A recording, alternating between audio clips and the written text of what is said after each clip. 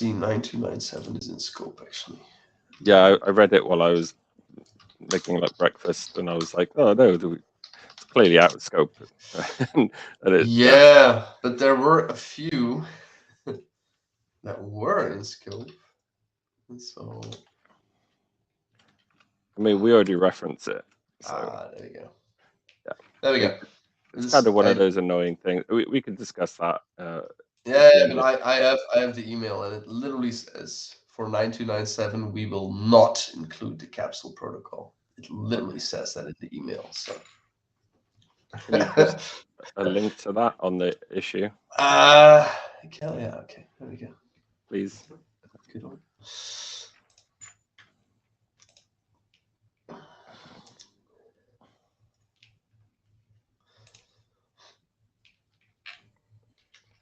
Good.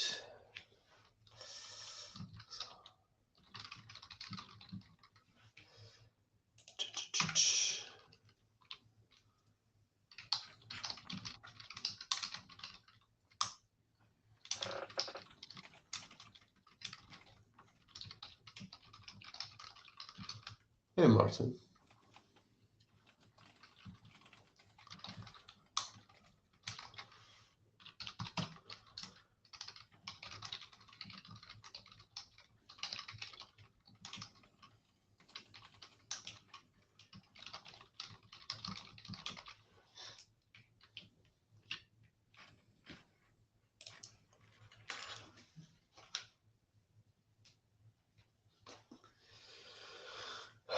That's an email from 2022. My God. Yep. So I mean, we're over time. It'd be really nice to get these drafts done. Hello. Hello, Martin. There he is. Why are there so many people here?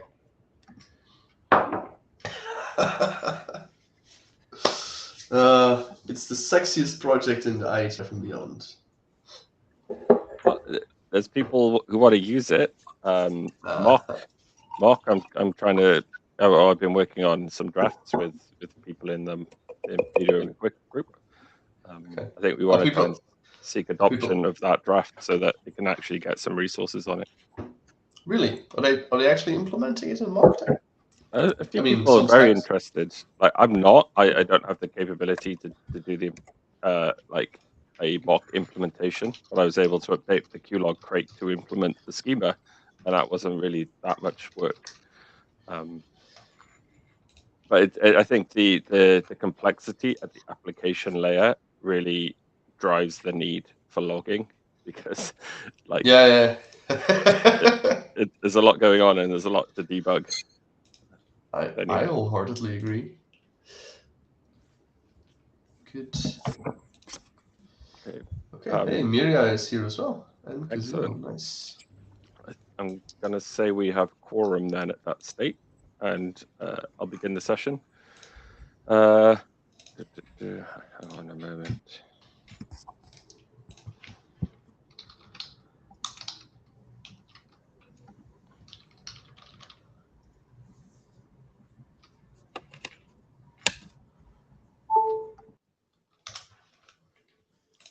I'm trying to find my tab.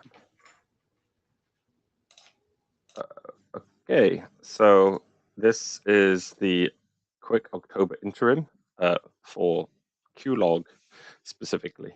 We have 3 hours, which is a long time, but we might use it. I hope not, and give you some of your time back. But yeah, we have like a dozen or so issues that have been sat around a while.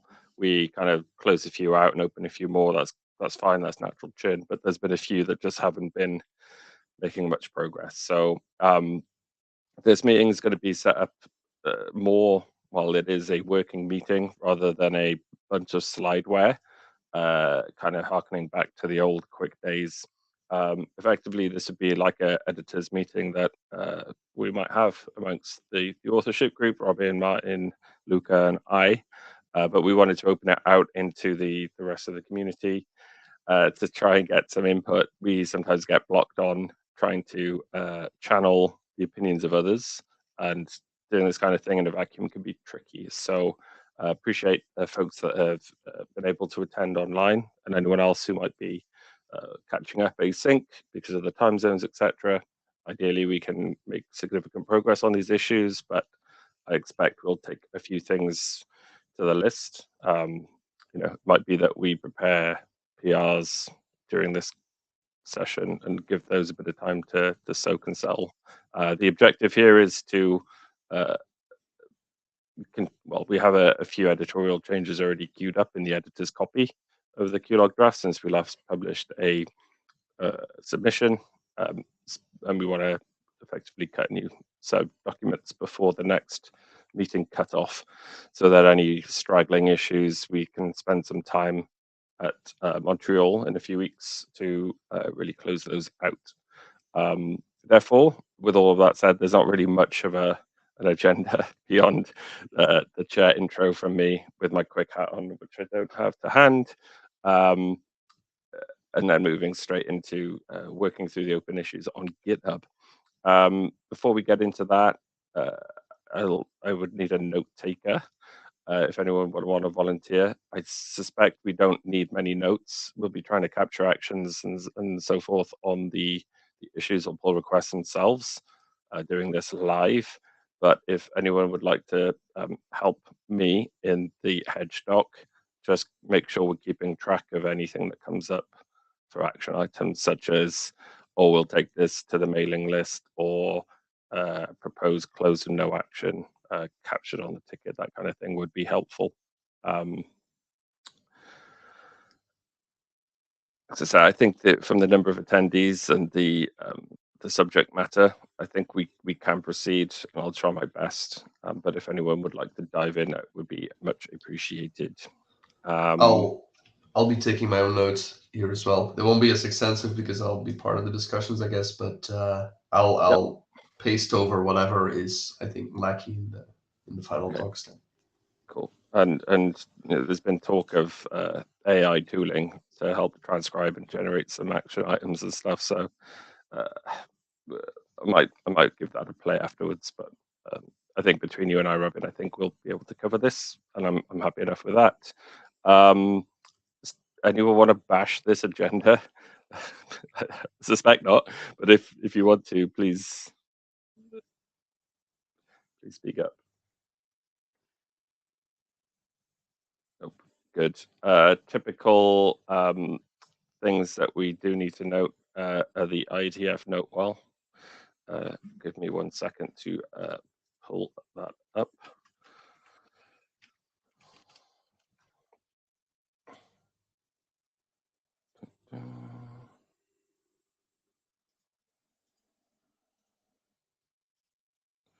Okay, this is the IETF note well available online. The is a reminder of the policies that apply to IETF participation at events. This is an IETF meeting, as we already noted, and the participation in this group or contributions are defined with this set of BCPs listed here. Let me zoom in slightly.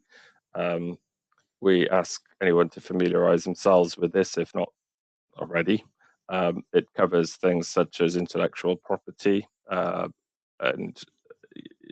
declaration of patents, etc., and also our code of conduct and expectations for how you participate and conduct yourselves in these meetings.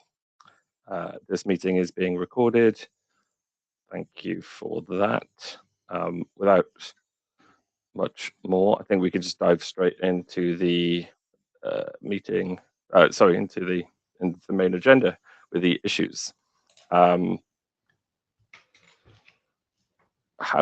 would be the best way to drive this? I see. I can share my screen and just we'll pick through the issues list.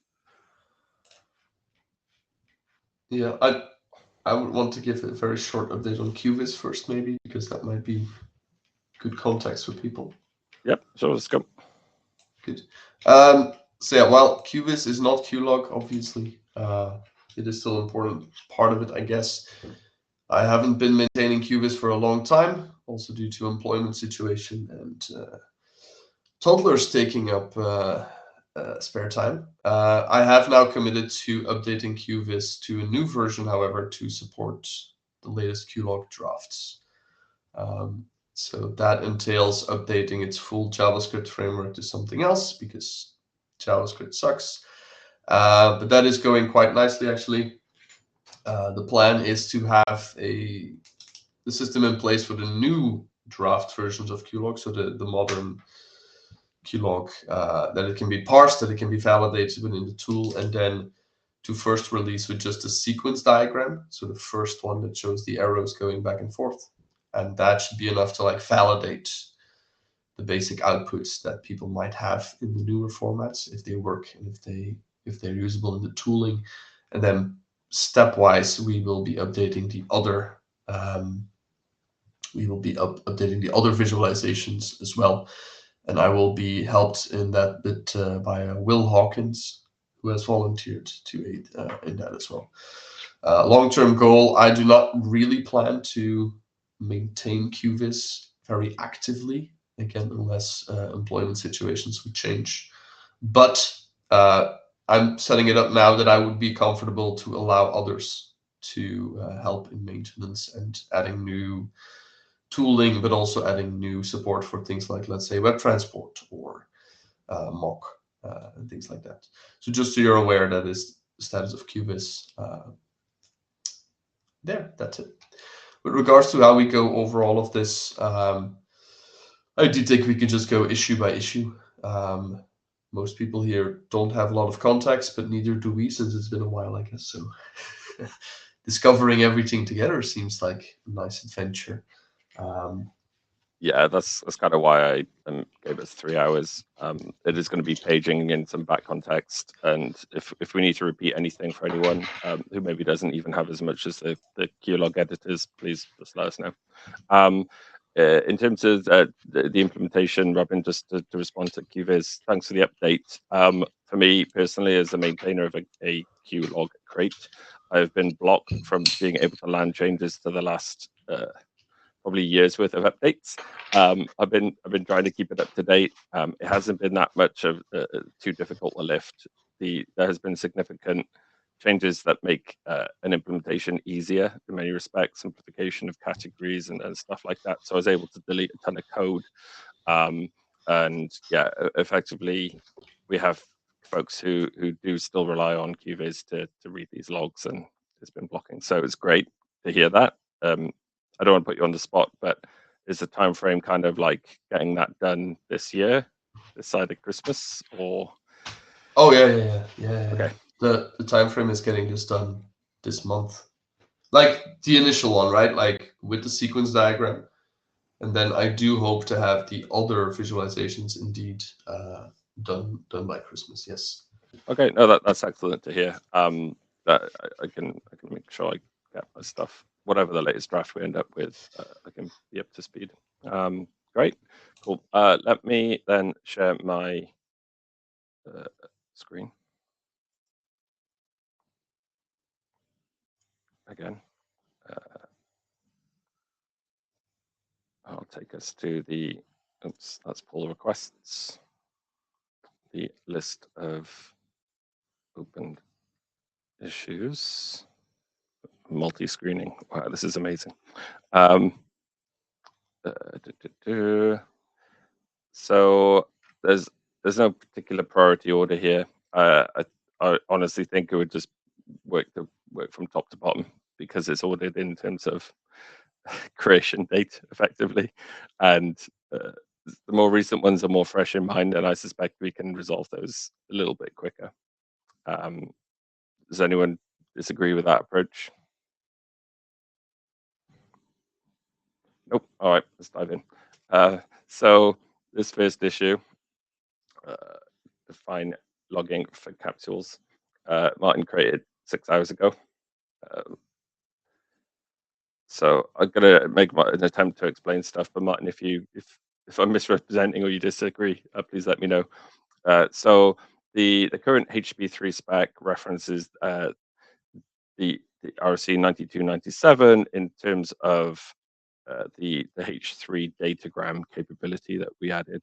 For those who don't remember, we have QUIC datagram frames, which are again part of the QUIC schema that we have. They're an extension that we agreed a few years ago to incorporate. And HP3 datagrams layer on top of QUIC datagrams and add a few fields at the start, but otherwise they're not HP3 frame themselves, and they're defined in this RFC, which also defines something called the capsule protocol, which is a way to carry datagrams over a QUIC stream, say, or a reliable stream. Capsule protocol is defined in terms of HTTP extension and applies to all HTTP versions. So Martin opened this issue this morning. I'd forgotten we support H3 datagram, so this whole thing seemed like it's cool, it's interesting, people are using this. The schema seems useful, but maybe it's beyond the scope of what we committed 2 years ago about the extensions that we support. But I've forgotten that we already capture HP3 datagrams. Just working through this issue this morning, Robin notes and found that the capsule protocol was explicitly out of scope. Is that right, Robin? Do you want to weigh in there? No. Yeah, it's just that's exactly what was in the email. That's what we decided back then, what was in scope and what was out of scope for this. And it explicitly says we do the datagram part, but not the capsule part. And I think at that time that was a fine decision. Any decisions we ever make, even if there's emerging consensus, is still open to being revisited before we're done. Yeah, as Martin puts it there, like maybe the reasoning back then doesn't apply. I speaking as an individual or author rather than as a chair in all of these presentations of issues I'll be doing, unless I state as a chair opinion, but there's enough usage of capsules, I think, or prospective usage, that defining something now would be beneficial. This was an RFC that existed back then. It's not something that's emerged since. And back then it wasn't clear who would be using this thing. Mask was the ideal, the likely candidate, but we do have web transport now that's going to be making significant use of capsules in certain contexts. So I think my question to the folks on this meeting and to the working group, I think we'll need to take this there to decide that should we reconsider that decision for the capsule protocol and bring it into the HTTP3 spec, albeit do the work to redefine the title and or some of the wording. Would anyone like to kind of form a queue of opinions here?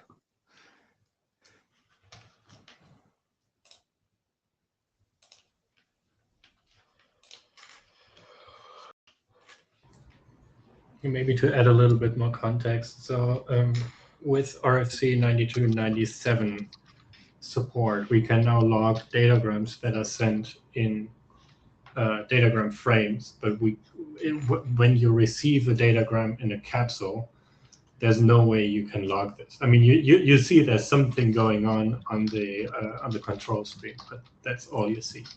So that's a weird thing. And then for protocols building on top of the capsule protocol, like the mask protocols, I think that once we have the framework of like how we log a capsule, and this will likely be just very simple of like capsule parse, capsule created event, would be super useful to log something like compression assign, compression ag, like we have in connect UDP bind and all these other mask protocols that make use of capsules. To be clear, I don't want this in this document. This document should only define how to do the capsule, and then like all the mask protocols and web transport, they can do their own QLog definition. This should not be in here.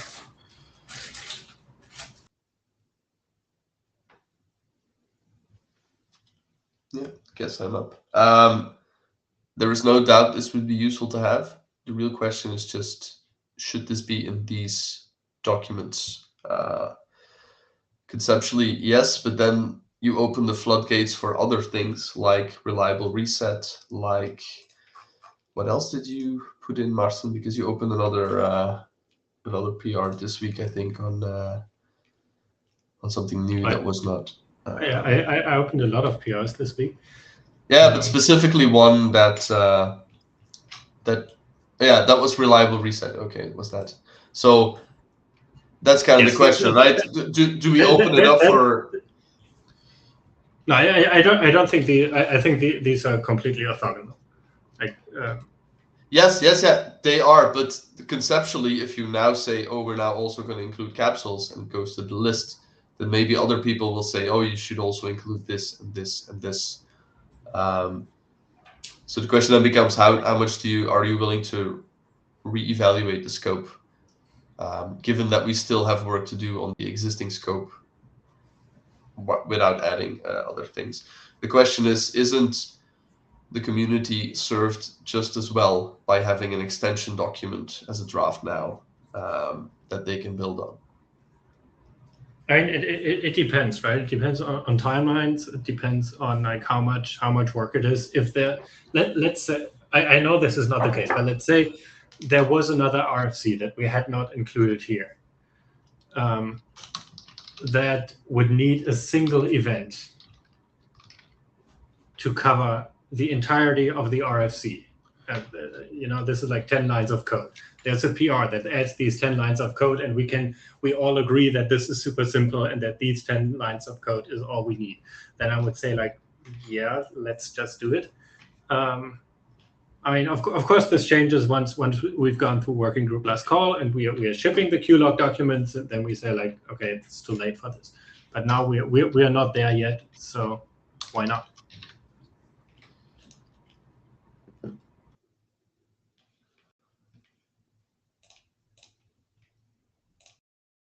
Kazuo, go ahead.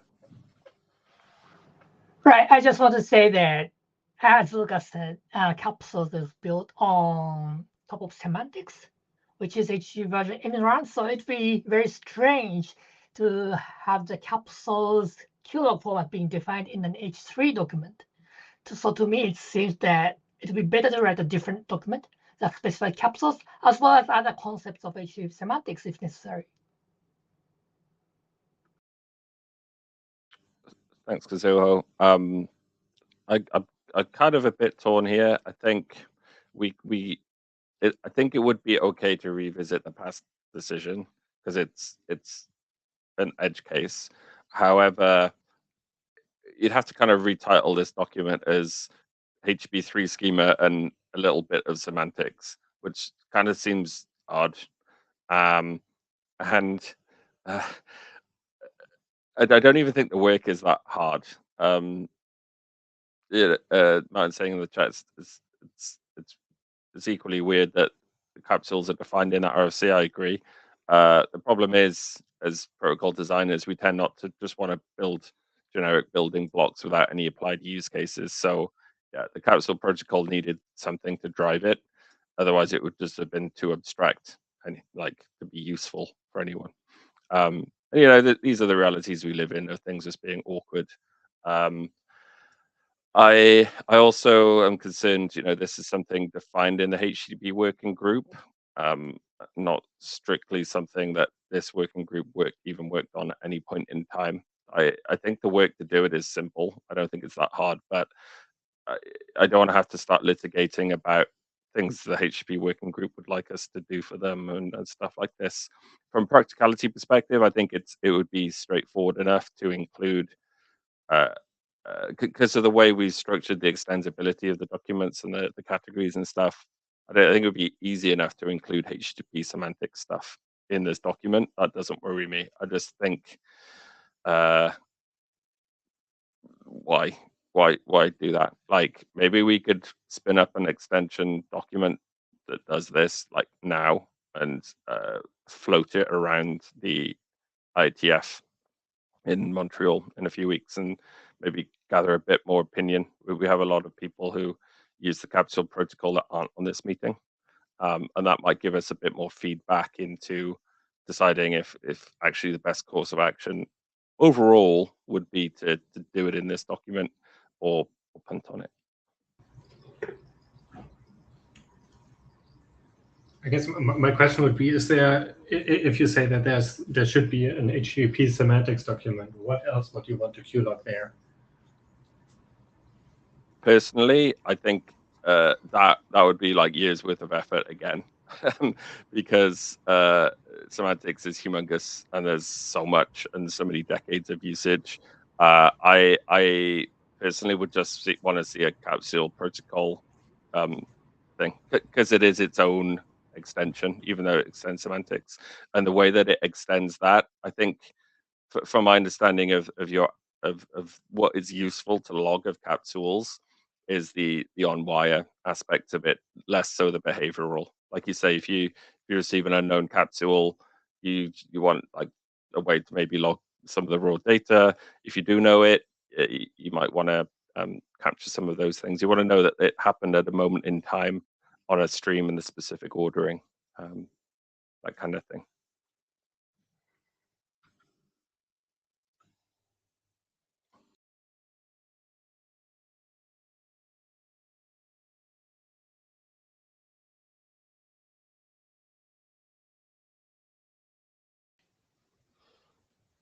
Okay, so yeah, from what I'm hearing, it seems like we punt until Montreal with a slight preference for having a separate document, whether or not that's one big HTTP semantics one or a separate capsules one, but not to include it now. Correct?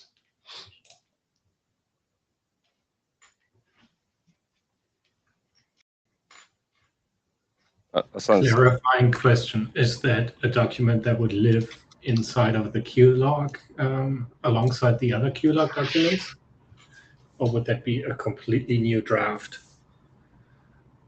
that defines a single event? We discussed this very extensively years ago, Martin, in the working group. And there was a very clear preference, if I remember correctly, for just indeed having separate drafts for small things instead of having like a living standard thing. And I didn't agree with it then. I don't agree with it now. But that is what was decided then. That is a much wider discussion. We just discussed this, that this consensus might have changed over time. Yeah, exactly. But then we need to go back to the group with a much broader question, instead of just how do we do capsules, right? The question then is, how do we do QLog extensions? Or how do we do living standards in an IETF context, rather, you know.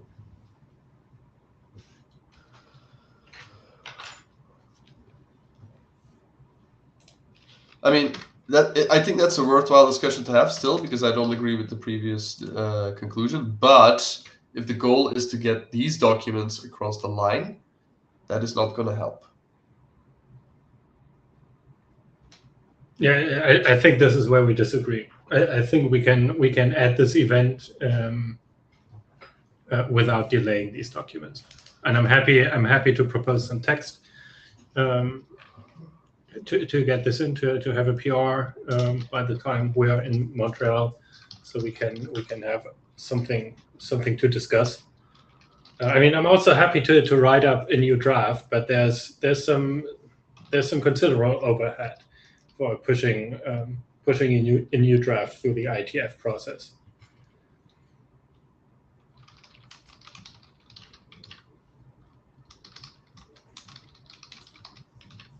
Okay, so I guess that's a good way forward.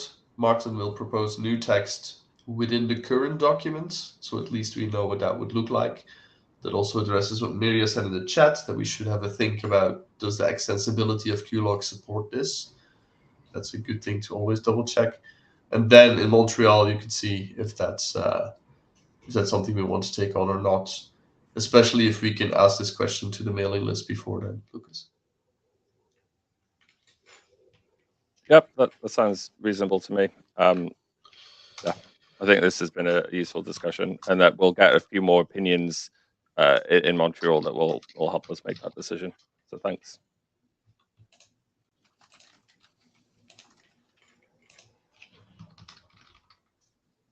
Cool. Let's move on to the next issue then.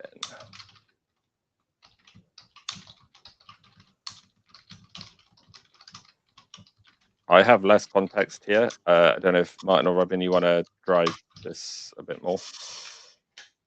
Yeah, let me maybe take a stab at it. So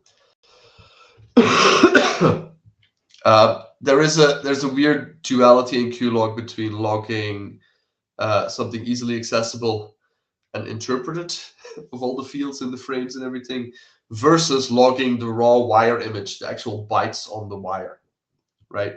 Whether like is it a PCAP or is it a QLog or is it both? That's always been difficult. We used to have like a lot of duplication there. We eventually toned that down to being very simply now every event and everything just has something called raw, which is a raw info struct, and that basically contains very basic things like the length of the thing, the payload length of the thing, so the length minus the header length, and then if you needed a way to log the raw bytes in a textual hex form. Okay, so that was a way to try and just make it very consistent. Everything just has a raw thing. It's fully optional, but if you want to really log for debugging and low-level stuff, you can log the raw bytes. That was the approach we took then to just make it easier. However, and this does introduce certain duplication of info, right? If you have a stream frame that has a raw aspect that logs the length, but the stream frame itself can also have a length inside of it. Okay, same thing goes with HTTP3 frame created and frame parsed. That's a good example that Martin shows there as well. Those have explicit length fields inside of the frame definition. Okay, but those lengths are like the parsed out lengths there. Essentially, those would contain twice the same value. So you would have like the event.length would have the value, but then event.raw.length, the raw info length, would be the same value. And I agree with Martin, that's a bit clunky and that's annoying.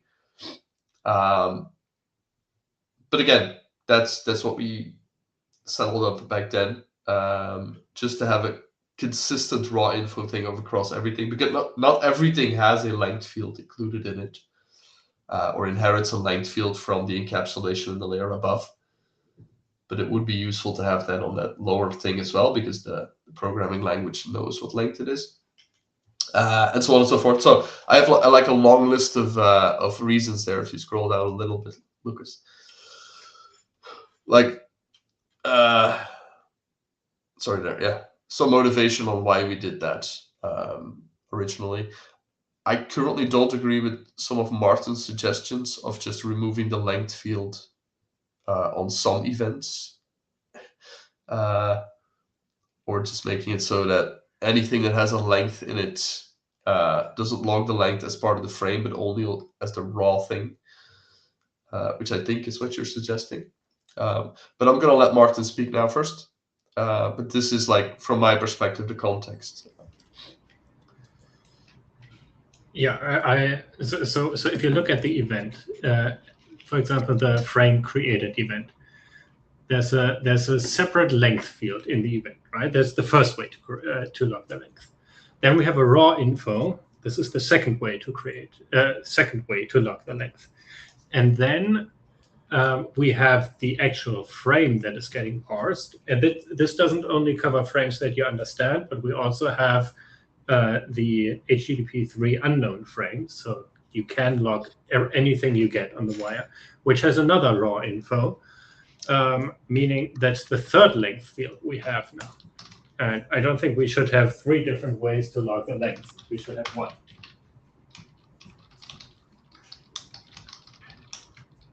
And to come back to, like, you should be able to log the bytes. You should be able, like, yes, you can. Like, there's a raw info on the unknown frame, and that's how you would implement that.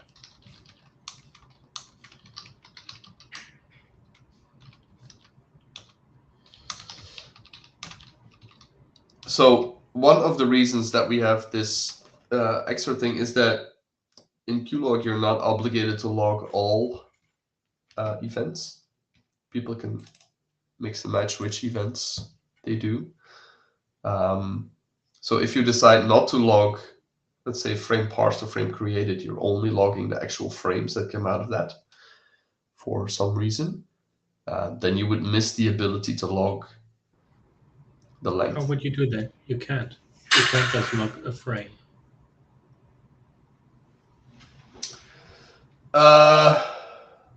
In the current setup, yes, correct.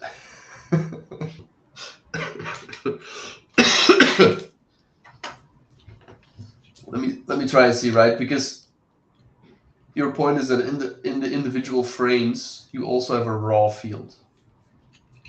Yes. Right? If you go down, Lucas, maybe to, let's say, an HTTP3 settings frame. Or whatever. All of these will have a raw field. And that raw field can then indeed include the length of the current frame. But the point is, you can't just remove the length field from there because it's a shared struct that is in the main document, not in the H3 document. The raw info is shared everywhere. So what you would then need to do is remove the length. It's totally fine to have a length there, isn't it? Like if I want to log the length of a frame, I log it there.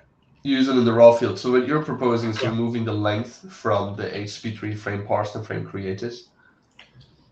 That is, I think, issue 483. I thought we are now discussing 484, but maybe we should discuss them together. I'm also saying we should remove the raw info from frame created and frame parsed. Okay. Specifically for these. I'm happy to make this consistent across the other documents as well. Yeah, so but that's where my questions come in, right? Having one way to log things is, in general, is better than having multiple ways to log things. It's like when I build QLog tooling and I want to like know like what was the length of the thing that I received, I want to have like one place to look, and I don't want to have 3 places to look with potentially conflicting values.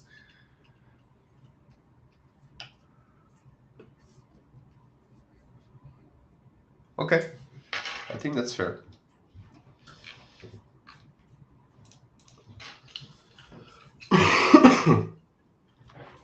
So Kazuo in the chat says +1 to Martin. They can use HTTP3 unknown frame for logging arbitrary frames. Okay, so now that I see it like this, it does indeed make sense what you're saying, because frame created and frame parsed are QLog specific. They're not on the wire anyway. And frame is not an optional field. In my mind, frame was optional. That's maybe a mistake that I made. So let's say we agree with this. The bigger question that becomes, I think it's the other issue 484 then. That's the broader issue, right? So let's say we have consensus on 483 for frame created and frame parsed. Then let's move to the broader issue of 484. Martin, could you give some... I think we discussed both of them. And the consensus is, or the idea is to remove the length field, the length and the raw field from frame created and frame parsed. Okay, but not from anything else, like not from stream frame and packet headers and that kind of stuff, because you have it's less worse than this, but you also have like I think packet received as a packet header with a length, but then also a raw info with a length. Right, so you also still have duplications of length information there, but there, my argument there was the length field is actually in the packet header. And so people using QLog would get confused if there was no length field in a long packet header. If it was only in the raw. I would need to pull up the frame definition of the stream frame. Okay. I think I would make the same argument there, but maybe we can take that as a separate issue. Yeah, so I don't know if you want to tackle this now, Lucas. I mean, I don't think we need. I think what I'm hearing as a chair here is that generally there's more opinion in support of removing these fields, and that the action item is for Martin to prepare text to remove the length and the raw info fields on these two events, HB3 frame parsed and frame created. For this meeting, I think that's fine. It's a clear action, and that we can review that. That people can be subscribed. We'll take this to the list just to give people direct pointers once we have proposals up as well. But it doesn't sound too controversial. So I don't think we need to chew up meeting time. I'll add a note at the bottom and assign it to Martin. Am I right in thinking that 484 and 483 are just like the same thing, effectively? One was about the length field and one about the raw field. But okay. I'm happy to kill both with one PR. Yeah, that sounds good. Cool. Thanks. So that's good. I agree with that. Then I will make a separate issue for me to go over how this is being done in, like I said, long packet headers and stream frames and everything, to force me to look at that, and then so I can make an opinion on whether we should change things there as well.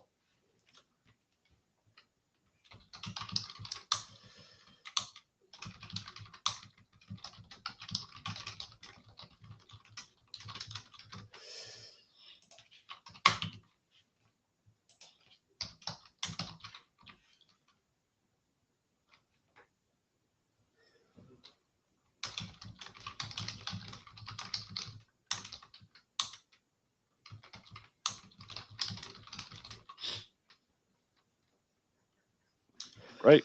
So that's all three covered now. I'm aware we're assigning a lot of stuff to you, Martin. So if after this meeting we need to reallocate some resources, we could take that offline, I think. Just make sure we got enough time. Let's look at issue 471 then. Martin, maybe you want to drive this one? There's already a PR for this. So this was about the packet header, the QUIC packet header, which has a lot of different bits that we define. And sometimes they spin, and sometimes they need to be set, and sometimes there's an extension that allows them to be unset. And there should be a way to log this if you want to. Currently, this is solved by having a flags, which is basically a byte value where you just log the first byte. So if you want to actually figure out what was going on in the header, you would need to have like a mini QUIC header parser. And the proposal is to just have the QUIC stack do the parsing and log the actual values. Yeah, and there is a PR for that. That is quite far along, and that I think, yeah, you accepted some of that, I think, Martin. Only not the reserved bits, as far as I can tell. So my question there was, should we add the reserved bits explicitly there?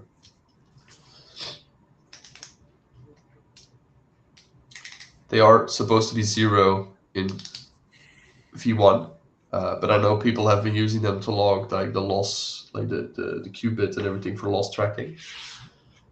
Yeah, I'm wondering if we should remove both the fixed bit and the reserved bit, because it's an error if you receive the wrong value there. And maybe in that case, just log, just put it in the raw info. Yes. No strong opinion. But there is a little bit of extensibility issue there, because if we don't have a way of logging these values except for the raw info, obviously, extensions can't just come in and say, "Oh, I've added these fields to the header struct." QLog does not allow that currently, so they wouldn't be able to put them back in if they need them later. So I personally would. Why is that? Can we allow extensibility of the packet header? That seems something that's generally useful. Not through the current setup of the accessibility and namespacing system.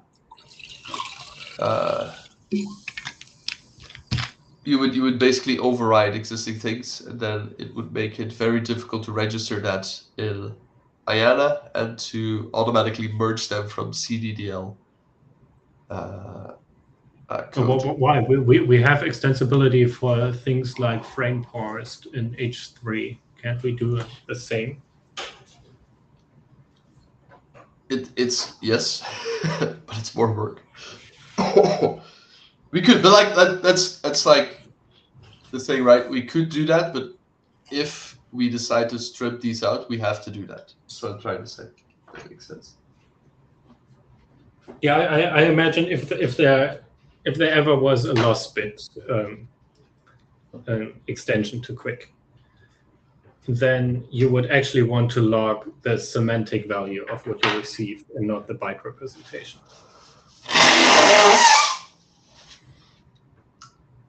That's true, and then you would have separate events for that, just like we have separate spin bit events. So I agree with that. Does anybody else have a strong opinion on whether these fields should be in or out, since they have to be 0 in the main spec?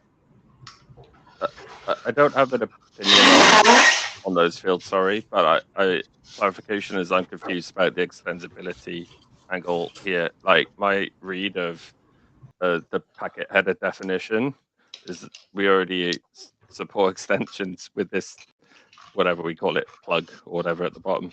Do we? Is that not the case? Let me see. Okay. I'm just going to shut up about that now. That has changed so many times that I don't even know anymore what we're doing currently, apparently. No, okay. It's all been a long time. So that's good. No issue then. Then I'm in favor of just leaving them out. But leaving them out, but adding a one sentence of prose saying explicitly that we left them out and that they should be 0. Okay, I'll update the PR. Great. Cool. But yeah, to kind of repeat Robin's questions, apart from the authors, does anyone have a strong opinion here? So we'll get the PR ready and we'll kind of take it to the list to make sure people have time to review. But otherwise, it sounds like we've got a clear direction here. Yeah, Kazuo's giving up. Sounds good. Okay, cool. Thank you. Let me just update the ticket with some meeting notes.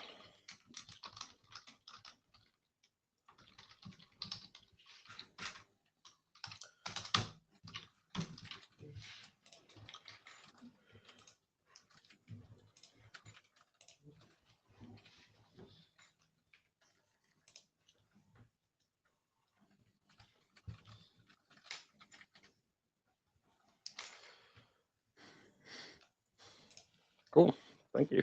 Right. Where are we next?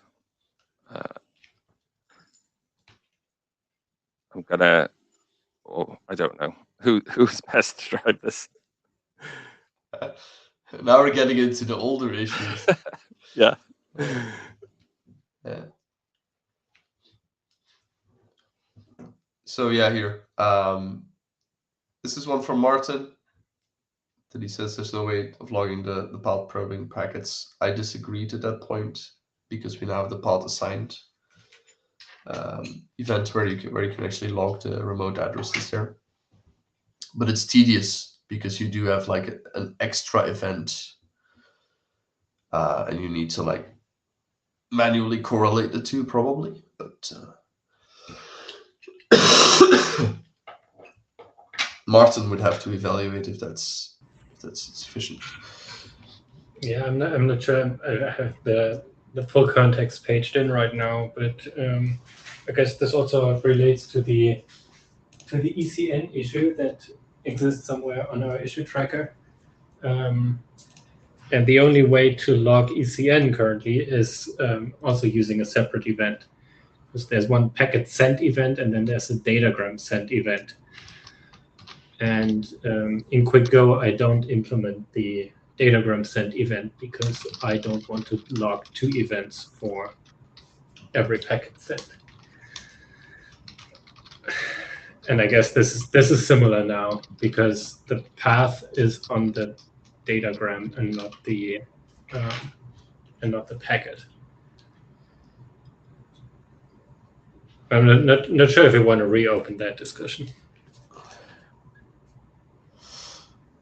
Well, you tell us. It's your issue.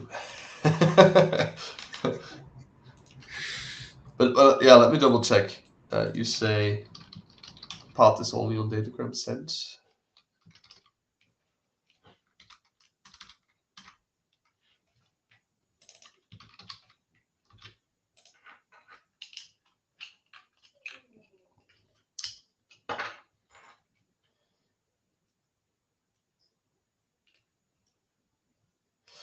Oh, you want to say ECN is only on the datagram sent.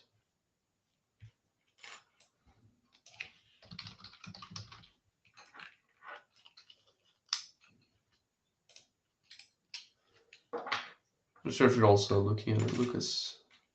I'm going through. I'm trying to find a good thing to look at.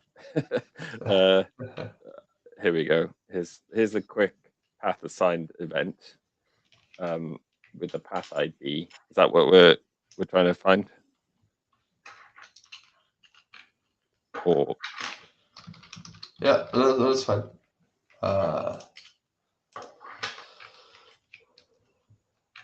Okay, now I'm confused because the path ID is also not on the UDP datagram sent event. Path ID is not a member of any event. It's logged as a separate top level field. So that's one of the pros above. If you scroll a little bit up, Lucas, it's the paragraph above the CDDL. It says. So the path IDs are used in the path field of the top level. Basically, with each event, you would log a path ID, and then what does that path ID mean? Which path is this actually? That is shown in the path assigned event. So you can just everywhere you just basically use the short string ID, so you don't have to repeat the addresses every time with every event. Yeah, I just switched to the main schema where the path ID is defined in the what we call now the abstract event class, which everything derives from.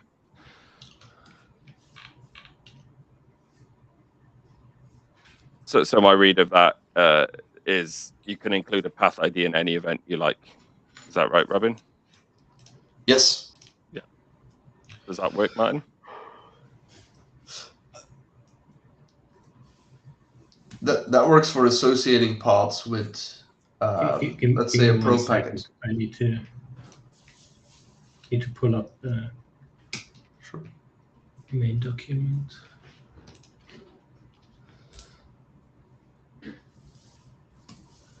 In the meantime, look. So Kazuma, where is it defined that I can use the path on every event? in the main. It's what Lucas has on screen right now. Oh, this is section 7. Yeah. Yes.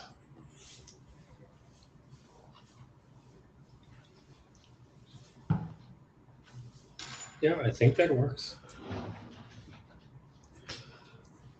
Cool. Does We wanted that to- resolve the ECN thing that you were saying?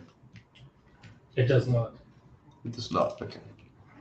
So that's a separate Oh, thing. it's also kind of weird to have the path ID on the abstract event, right? Yeah, that's the eventual design we ended up with to support multipath in a Now I way that we. can have like a HTTP3 frame parsed on a different path Yes. than the packet was Yes. received on. But that's why it's on the abstract event, because the path ID is expected to be in the common fields. So you just define it once if it's just one path, and then you can optionally only log the path ID if it changes for things like probe requests. So every other event in the log would just have the default path ID, and then just the probe packets would have the other path ID assigned with it. That's the intended design. Once I migrate the connection, now basically every event needs to have a new path ID, right? Yes, that is true.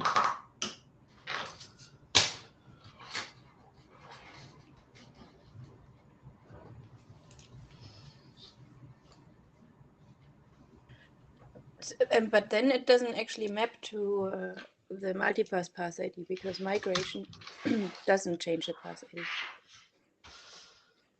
Yeah, path ID here is not path ID in the Okay. multipath draft. It is a QLog concept, and it's really just a string. You can choose a string to be whatever you want. Which path the string maps to is done with the path assigned. The path assigned event, and if you want, you can update what the path ID means by doing a new path assigned event, and that maps to what I think the multipath draft is doing. Does that make sense? Sorry, say the last part again. So you can also use it for the multipath, but Yes. then you have to do what? So if you say, like, we want to use the path ID, the path ID does not change even if the path changes. That's what you said. And you have to update the path ID information. Yeah, you just have another path assigned event that you do, and then you just change. I don't know if you can pull up the path assigned text. But I mean, does at least- that mean that after connection migration, I can just update the default Yes. path, and then I don't have to log the path ID for every event? Yes. Okay. By just I see. emitting a another. lot more work to another do in path. QUIC Go. I think this is really confusing, because kind of the concept we came up with, I don't think we spell it out this way in the multipath draft, but in our recent implementation, we basically, what was seen as the path in the base RFC 9000 QUIC, we call there in our implementation a tuple, and then a path is what we call a path in multipath, where you have like a path ID. And the reason for this is because of migration, you can have multiple active tuples at the same time for one path, what we call a path, because you can do probing on one and then at some point So over, right? So it's like this confusing state where you only have one path effectively at one active path at a time, but you still maintain multiple tuples for probing purposes. yes. So that doesn't map to what I'm calling a path here. I'm not using the same terminology. That is true. But it's also because it also is useful to have a way to say all these tuples. I'm not sure what the right answer is, but what we try to do is that also we have a way to say all these tuples belong to this path, and you can only use for data at least one at a time. So that kind of, in your model, that kind of information gets lost. Yes, but this is also not intended to be fully compatible with the multi-path draft. It is intended to give a base layer of extensibility to make it possible to add whatever you guys were doing on top. So the goal here is that for multi-path QUIC, or like the current extension, whatever you want to call it, would define new QLog events that then just assign new semantics to the path IDs, because the path IDs are just strings, okay? And what they mean can be very flexible. And we have one example for path assigned here, because that is useful for connection migration and probing within QUIC. But that can change in the multi-path context, but that would need additional QLog definitions.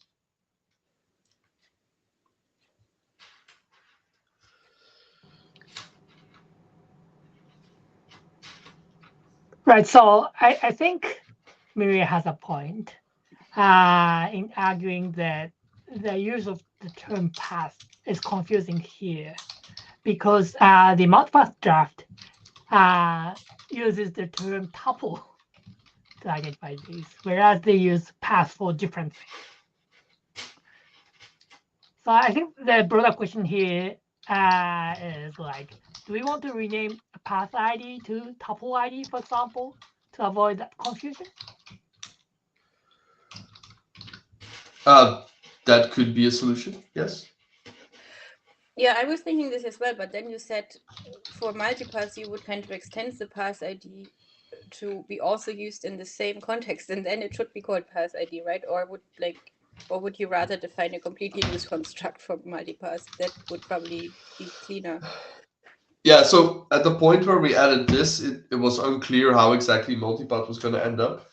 I'm fully open for revisiting this, whether it's just a name change or making it so that it can easily be added later, whatever you guys want to do. It should just be clear that we can't do full multipath support within the current QLog documents. I mean, at least I agree that. Yeah, okay, I agree that calling it path ID, if it's not mapping to what we call a path and multipath, is probably confusing. So maybe just renaming it here and then leave the question about multipath for later might be the right thing to do. Okay. I think that's good feedback. Unless Lucas or Martin doesn't want that, I'm willing to take that on. So for me, I'm trying to listen more here. I just want to clarify my understanding here. We're talking specifically about the issue 456. It sounded like we had a path forward. Apologies for the pun there. That Martin could use the path ID in the event, and he sounded like he was happy enough with that. So in terms of this specific issue, it sounds like we have a way forward. The multipath thing at the moment, is that summary correct for this issue? Yes, we can close this issue and open a new one to rename path ID to tuple ID. Yeah, and that was my next point then, that we seem to have emerging consensus that we want to rename path ID thing or whatever it is. Robin, can I ask you to create an issue? Yes. For that? Yes. Cool. Will Great. do. Thanks.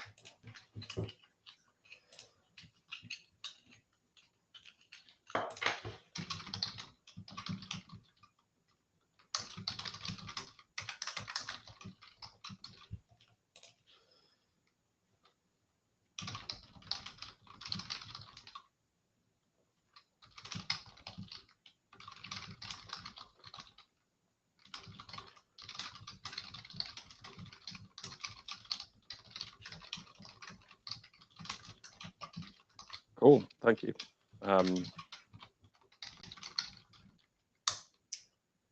One issue down, one added. Okay. But the one added is very simple. So. Yeah. Well, this is it. Chip away at these issues, and we can start to get a path. I'm going to open this one up. I suspect we might want to defer it again. But let's see. We have some time on JSON sec is painful. I'll lead this one, but Martin, if you want to jump in at any point, or if you want to kick things off, that works for me too.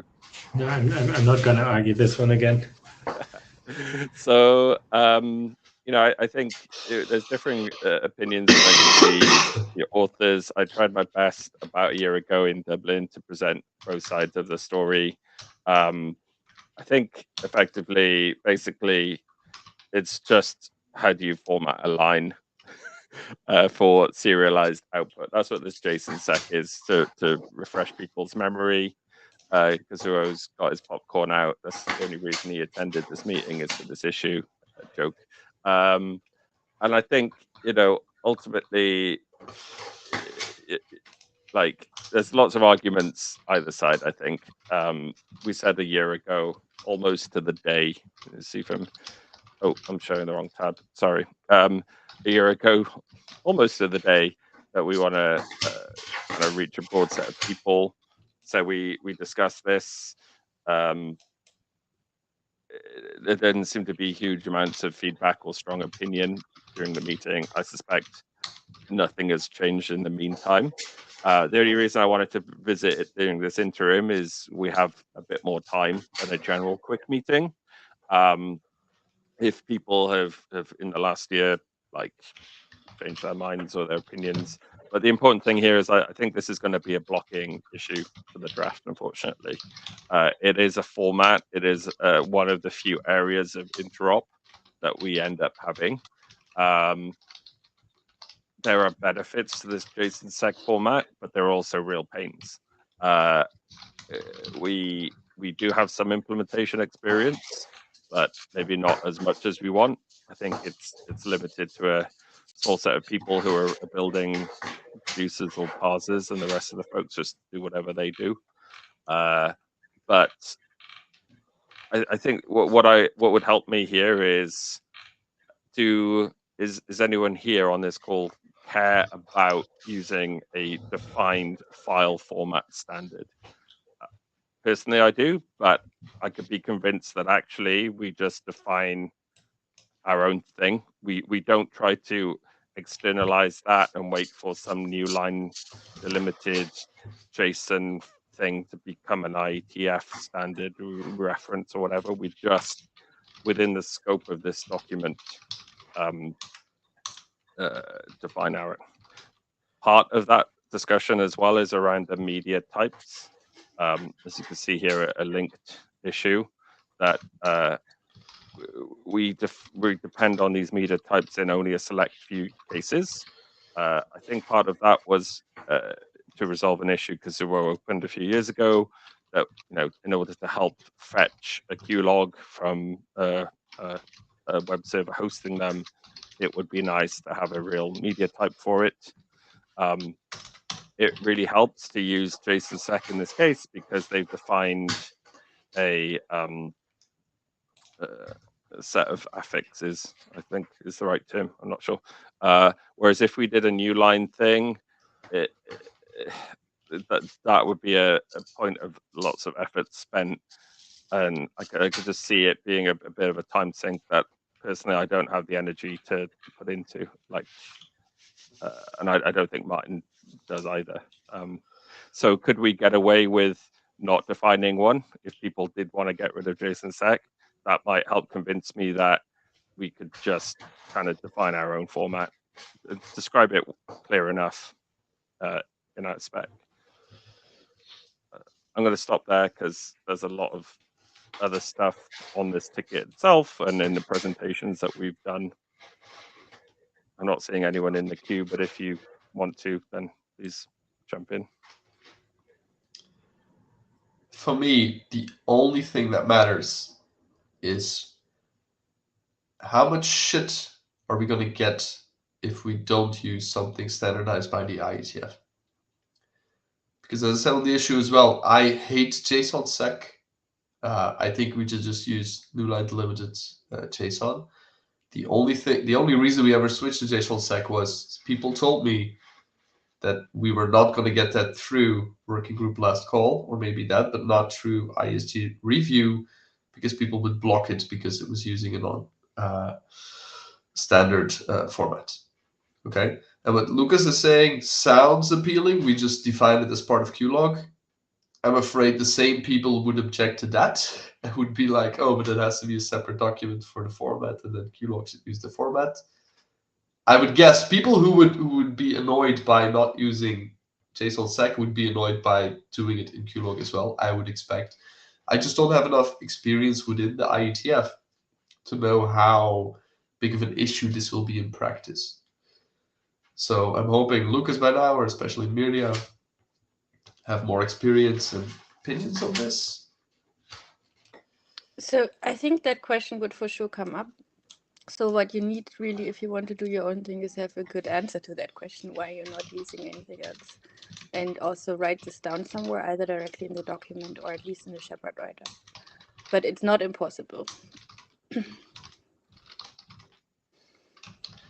Yeah, and you refresh my memory. Like, although I said that we could do it easily, I think part of my concern is there's always this like assumption it's going to be easy until you incur the wrath of like JSON parsing experts who then are like, oh, you need to define the rule for what happens if yeah, exactly. Like this specific character sequence happens at this point in the file, and you know, and unfortunately, some of the let's call them open standards for this kind of thing don't strictly deal with some of that, and it's fine. They can, you know, it's their proprietary definition and whatever. They don't care.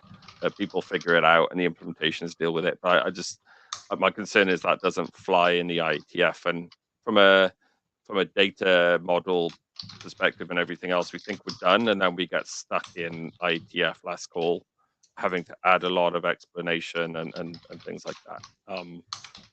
That's process pain. Is it enough to offset the implementer pain?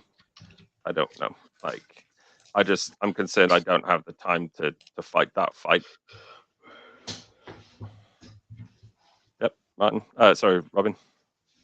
So I would be perfectly fine with just removing the streaming option completely from the main doc and just having it as an unofficial extension that just happens to be supported by all the tooling that people care about. And that unofficial extension can then just use the new line delimited format that we had before. So the question then would be, would people try to stop this because it doesn't have a streaming option? It only has the full JSON option. That might be an easier question.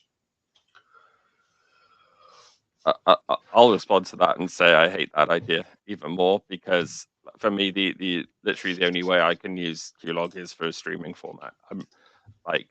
Before we had the streaming format, I had to implement code to kind of do streaming JSON, but like always make sure it was well-formed, complete JSON object at the end. And that hit a few edge cases where it wasn't finalized properly and whatever. Like it creates operational problems for folks, and yeah. I fully agree with that. So I think we are committed to a solution, but we don't necessarily know what flavor it should be. I don't want to take all of the meeting on this topic. I'll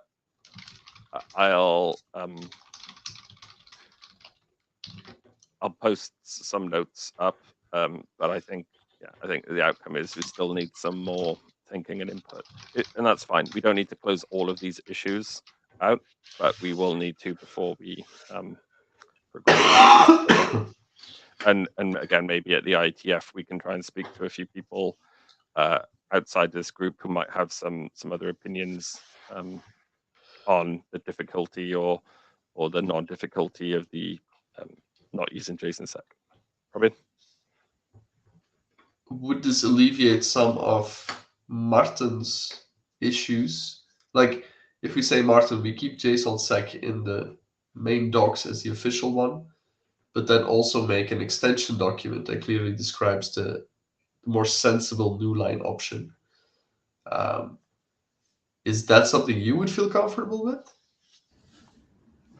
I think that would be a bad outcome. I don't want to have multiple streaming formats. Okay.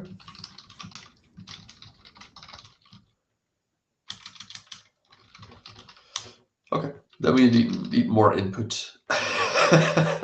Yeah, if I recall from the Dublin meeting, that was kind of the feeling in the room too. Like, pick one, don't pick both. If people want to do a different format themselves, fine, sure, whatever, but don't standardize two.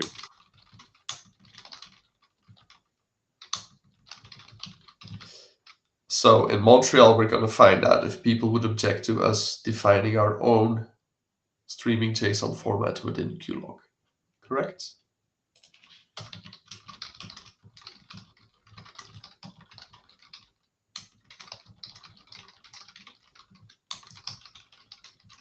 Yeah, that sounds about right.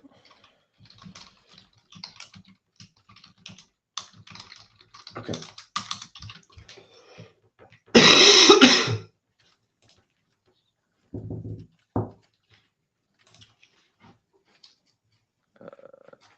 I'll assign this ticket to me then, I think.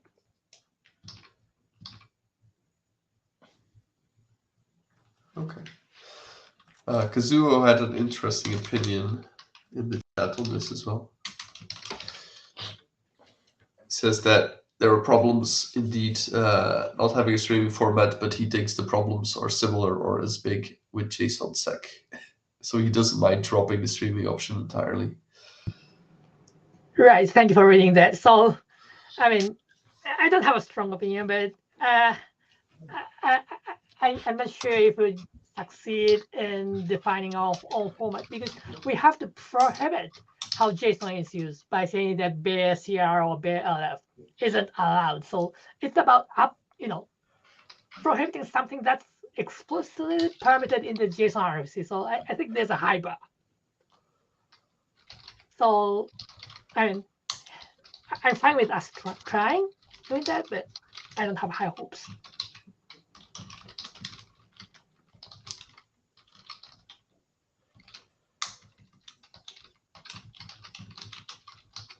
Okay, I think it's as much as we're going to make today, but thanks everyone for the input and reliving some of that past pain.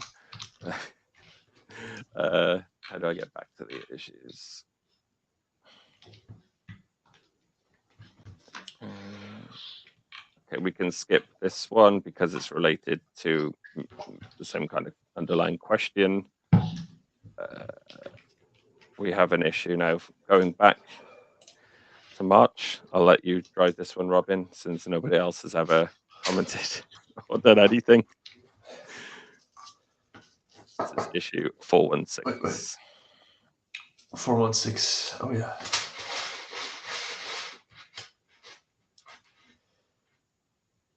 Oh yeah. This is a do not forget about this Robin issue. So that really just means I need to add a bit more text on the intended usage of the extension points. So that should probably just be marked as editorial, and we can skip that now.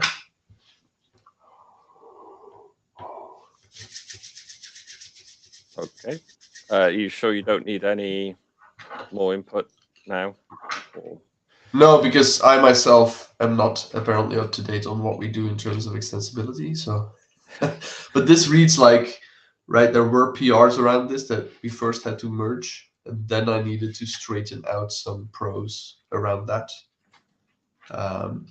So if I just give myself an hour to get back into this, then it'll be obvious what I meant, and then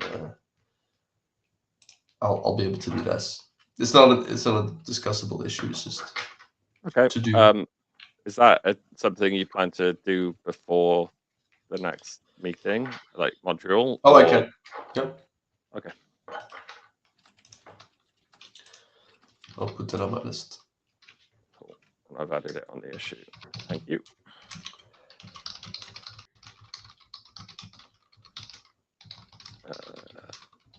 Okay. Issue 405.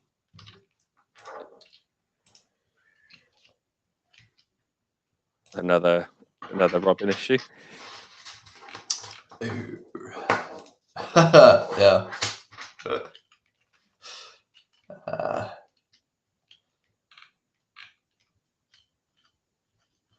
Again, yeah. I think this is just something that I have to get through. There's a lot of this, right? We added accessibility, then we changed it like 2 times. Now even I'm confused. Which means that other people are also still going to be confused. I will just add in a few more examples, a few more use cases. I think we have a little bit of that already in there as part of the normal text. So as you say, Lucas, there in your bottom comments, I think this shouldn't be a lot of extra text. Just some straightening out and clarifying the final approach that we're now taking. Okay, can I put the same kind of note here that you plan to do Yeah, this? yeah, I will tackle this together with everyone. Okay, great.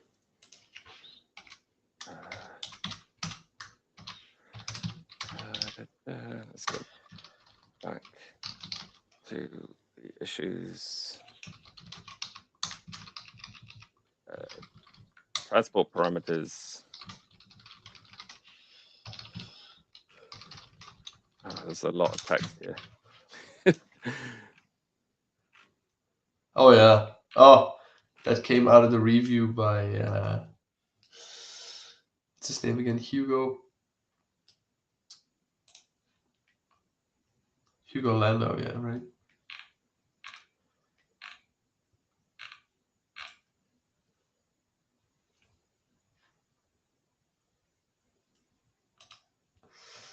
That has a PR, but that hasn't been merged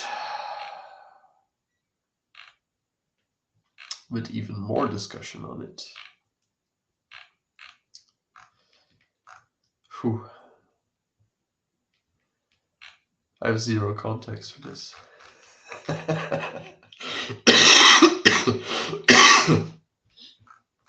As far as I remember this, and that's also one of the reasons it's still open after this time, it's that it's like very edge casey. It doesn't come up a lot.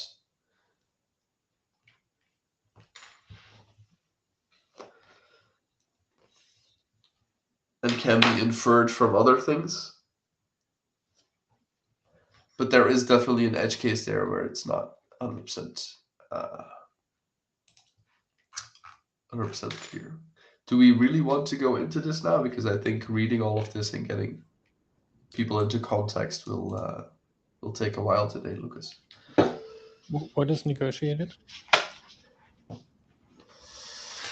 So this is about transport parameters. As far as I remember, there is a difference between if you receive a transport parameter and you log the received value versus what you actually use. It's not because the other side tells you a specific value that you're actually going to be using that value. So there's a difference between what you get from them and what you actually apply to the stack. So all of the extensions I'm aware of are unilateral declarations. If I declare that you can send me reset stream at, you can now send me reset stream at. That doesn't mean that it needs to be enabled in the other direction as well.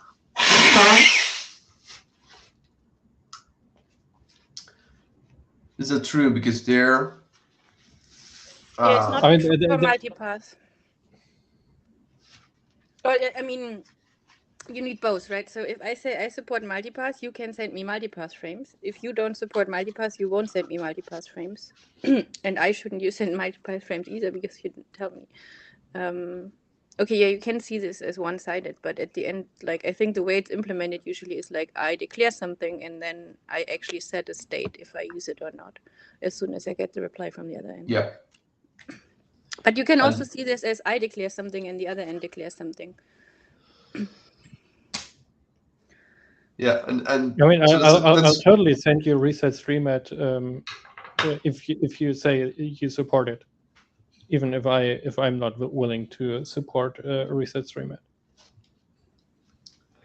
Okay, but then And this is actually the same different from applies to multiple. datagrams. The same applies to what else is there? Egg frequency. But it doesn't apply to multipass in this way. Yeah, and so that's one aspect. That's transport parameters, but it's actually about the parameter set event in QLog, which logs more than just the transport parameters. It also logs things like, is early data enabled?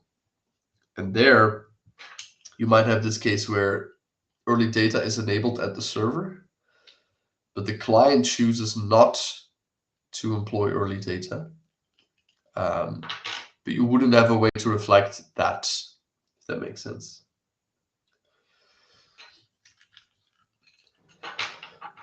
Right. So I think the problem with the proposed approach is that it assumes that an endpoint can determine if it's going to take an action or not. I mean, it's not something you decide when you do the handshake. For example, you might at some later point of a connection decide to start sending ECN on new path, or decide to stop using ECN because you see something bleached. So I do get that for certain things, one might want to log if it decides to use a feature or not, but I don't think we should be generalizing this as a concept. I mean, at least I would propose a name change again, because we try to carefully avoid negotiated in a lot of context, and so I think what you mean is enabled, which could also change, as Kazu said, it could also change during the connection and doesn't have to be connected to the handshake. Okay, but there is nothing in terms of negotiated or enabled in there yet. Okay. The issue is about, should we have something to communicate that clearly? Right now, the events only allow you to tell what you received from the other side and what you sent to the other side. And the question here is, do we also need something to communicate what you actually did with that information? For example, version negotiation, I think it's been a while. The same thing goes. You send a list of supported versions. The server sends back a list of supported versions. And then you just choose one that overlaps? Or does the server only send back one version? I mean, you see that from the trace, what happens. Yeah, let's say early data. Like, yeah, I can send a session ticket that enables early data, and then Martin, send that's completely so I don't true. see zero RTT packets. And that's the argument that I make as well. I think if so I guess the question is, do you want to have the distinction of like, oh, this session ticket would have allowed it, I didn't send any because I didn't have anything to send, or I didn't send any because of some policy decision to not send early data on this connection. Exactly, that's the point. Yeah, and this sound to I have no opinion, but it does sound to me that the point of time where you receive the transport parameter, whatever, from the other side, you actually make a decision and you change some state, and that's an event, right? And so there's something you can log.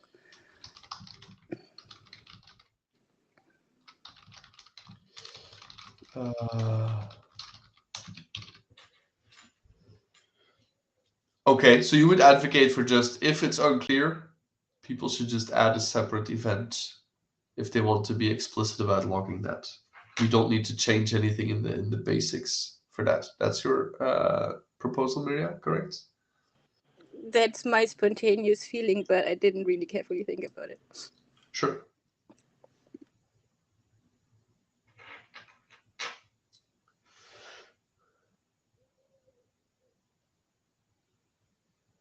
So Kazuo says in the chat, we just record the transport parameters or parameters received. Then when something happens at a later moment, we look at them and decide what to do. Correct. The question here is mostly about, what if you decide not to listen to the parameters that you said before? This could be confusing to people just looking at the logs, like Martin just said. But early data was enabled. Why is this thing not using early data? It might be because of an actual other issue, not because early data was not correctly accepted at the client side, right? So that's what this is about. I'm not actually sure we need to change anything here. I kind of agree with Mirja that if this is an actual problem, you would just add a new event or a new parameter. QLog is flexible enough for that. That just wouldn't make it standard.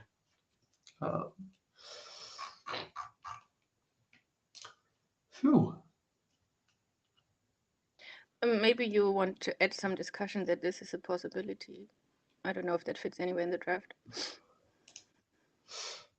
Could also be.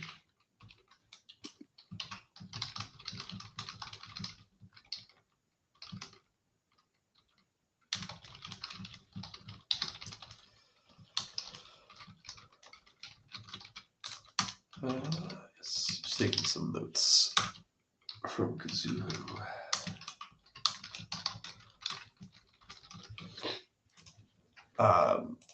So yeah, because yeah, go. It sounds like you've been taking good notes, Robin. Just as a kind of chair, as a summary that we can maybe post on this ticket, and if you got like a one-liner.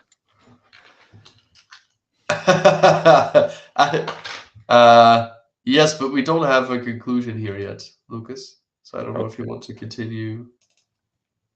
If you think we can drive to a conclusion now, let's carry on. Otherwise, if we're running out of steam, I think now that we have context, I think it might be good to keep going.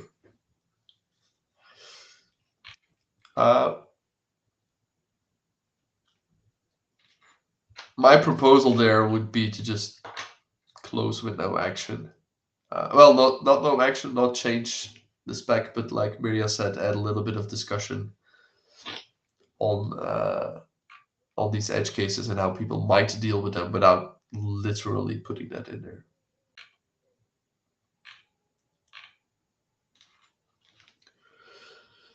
I mean, that sounds like a one-line summary to me.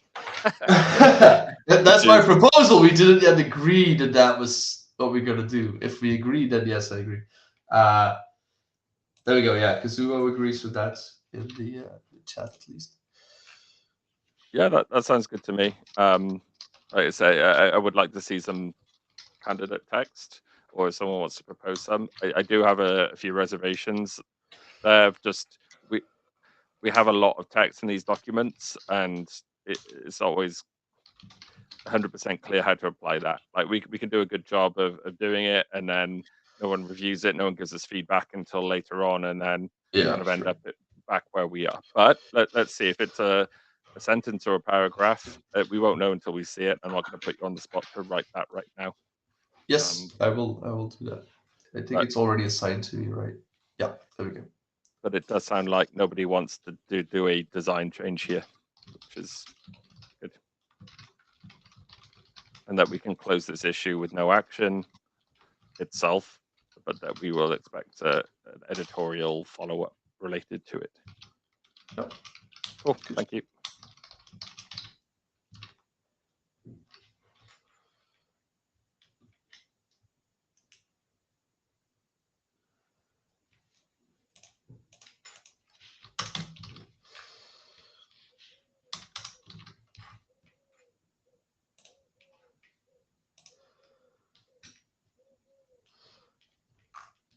While we're waiting for that, let me just say a big thank you to Mirja and Kazuo for showing up.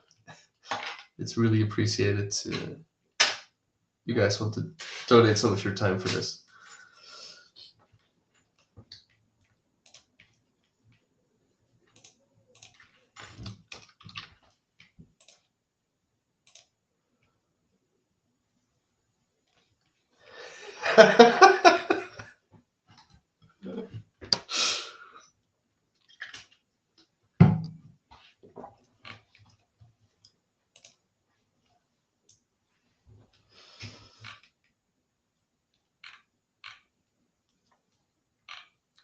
Cool.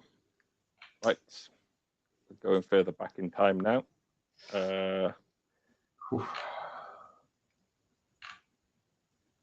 This one is assigned to me. Damn. Okay. I don't know if you recall anything, Robin. Otherwise, I can try and summon up things as I read it live. Yeah, do that.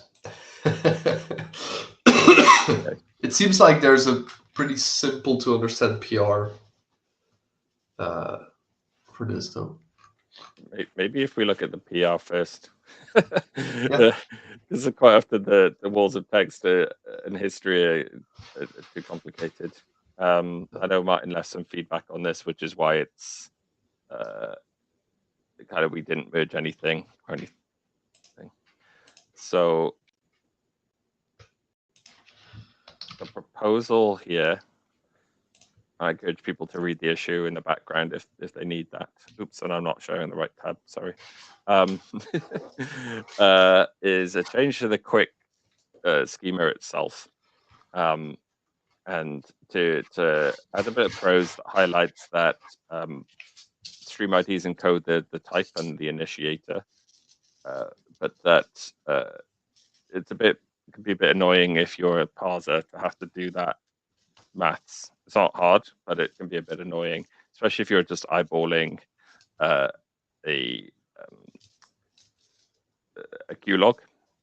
I think, correct me if I'm wrong, I think Wireshark might provide this kind of helpers in the sense that I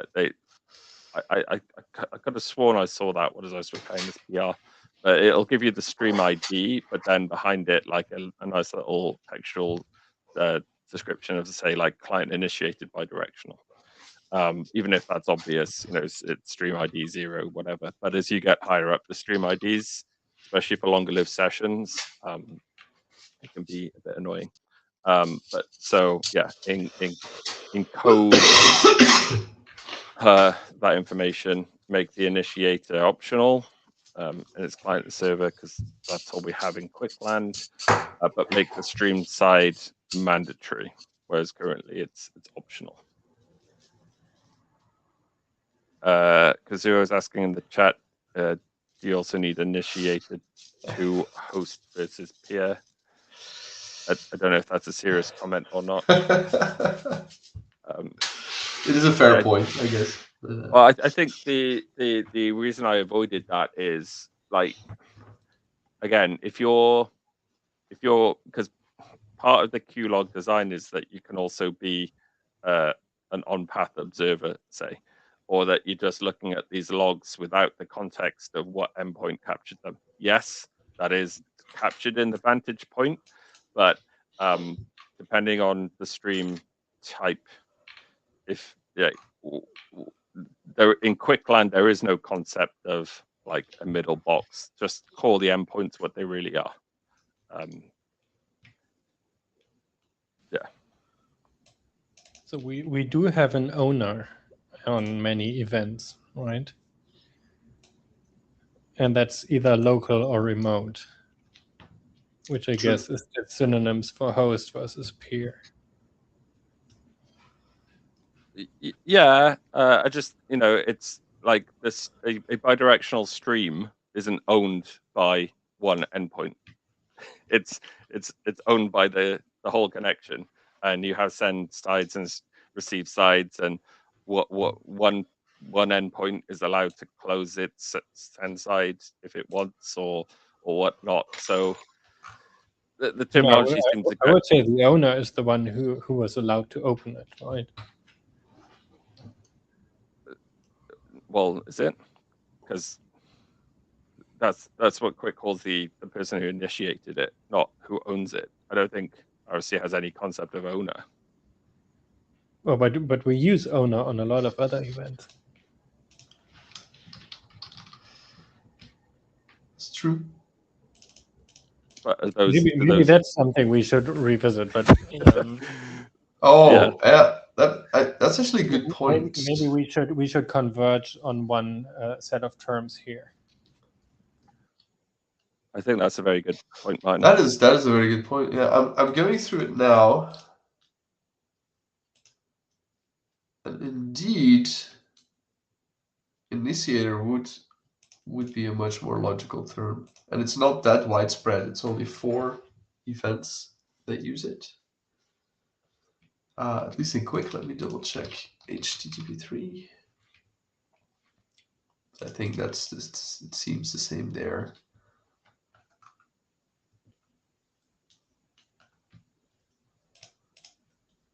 Okay. I think a simple solution then is indeed add an initiator field here, as you say it here now, and then just update everywhere else to use the same initiator type. And then not have it client and server, but just local and remote. Just as we have the owner now. So owner now is just 2 options, local or remote. And I think that is the same semantics for initiator. And then you bypass the whole peer-to-peer versus client server. But Lucas is looking at me funny, so Yeah, I'm trying to refresh my memory. Sorry. Let me pull up the stream state updated event as it's currently defined, because that might help. So it's a big old thing.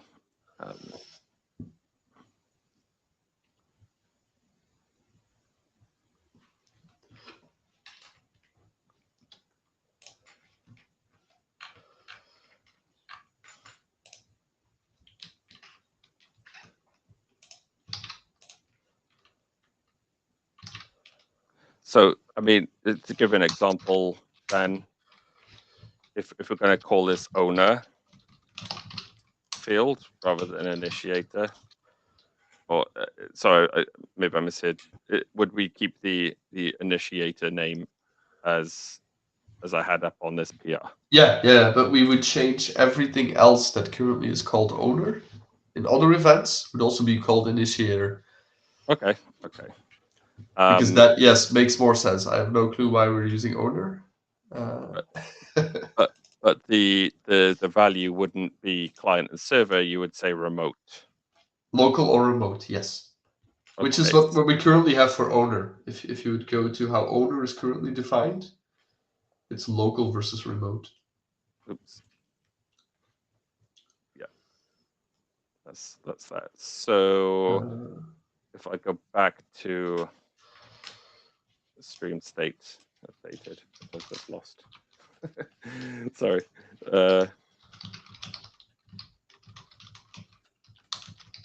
Apologies for being slow here. I appreciate the patience, folks. So when as a server, I want to fin the stream, I would still have the initiator field say that it's peer owned. Okay. I think that works. Are you willing to update the PR to do that? Do you want me to update the PR or make a new PR? Or? Why do we need the initiator? Just to make it more clear. It's just to clarify, so you don't need to infer it from other events, because the stream state updated thing here is just an extra event anyway. It's on the wire. It just helps you. Come again? It's in the stream ID. Yeah, but that's the whole point that Lucas was trying to say. The moment you go into thousands of stream IDs, it's not immediately parsable for the human mind to know, is this modulo 3, modulo 4? What does this mean? And to have that explicitly in the Q log is easier for people to parse. That is that's the rationale here. Well, then can't we just have an enum there? An enum that says like local, like bidirectional stream, unidirectional stream, and we kind of have that in the stream type, right? On top. Yeah, the stream type Is field. that the only way, the only place where we use the stream type? Because then we could just extend the stream type and make it 4 different fields. But this is adjacent to that, but not quite the same, Martin. The point that Hugo is making is you're saying the stream state has updated, but it's unclear if the stream state was updated because of a local decision. So you were like, at my end, the state of the stream is currently this, and I don't know what the remote is doing. Or the remote has updated the stream on their end, and they've communicated that back to me. And that's what I'm logging with stream state updated. That's kind of the nuance that is here. And logging the owner here, let's owner or initiator here makes that clear that the stream state was initiated by me. So it's a local state that I'm updating because I decided to, for example, half close a stream. So I guess the only place where this actually makes a difference is reset stream and stop sending, right? Yeah, for example, I think. I'm not sure. But what is not clear to me is who is the initiator if I receive the stop sending? Is it the initiator of the stream or is it the initiator? No, the initiator of the stream update. Okay, so initiator would be peer when I receive the stop sending, and initiator would be me if I send the reset stream. Okay. Yes. Correct.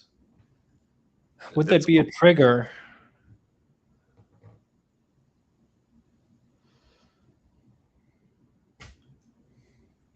Because that's what we use on Yeah. To say like why did this event happen? I guess. So maybe we just need to say for the reset event, implementations should include a trigger.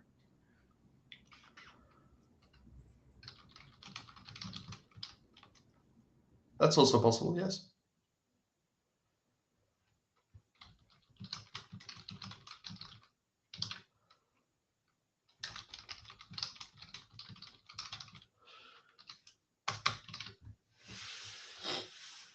Kazuo agrees with the trigger proposal. If Lucas agrees, it's fine with me.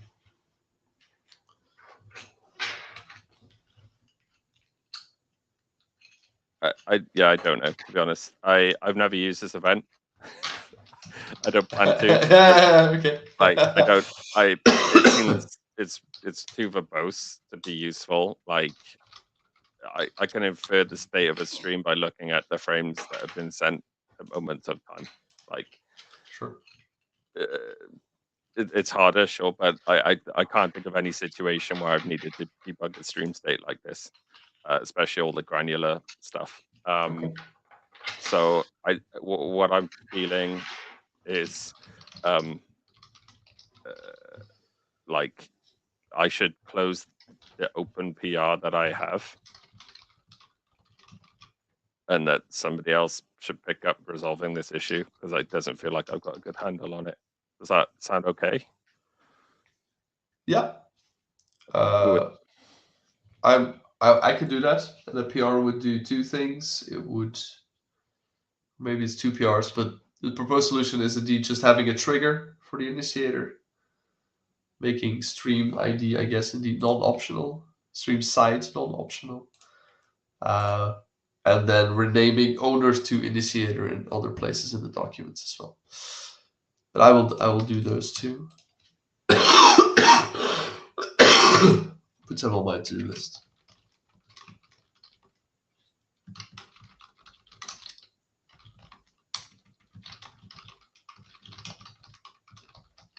Thanks. I'll try and summarize briefly an issue.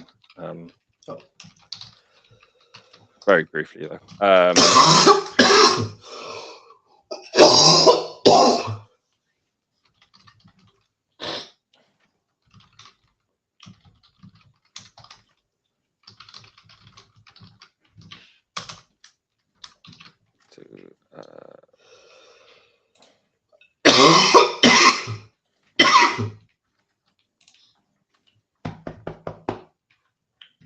Okay.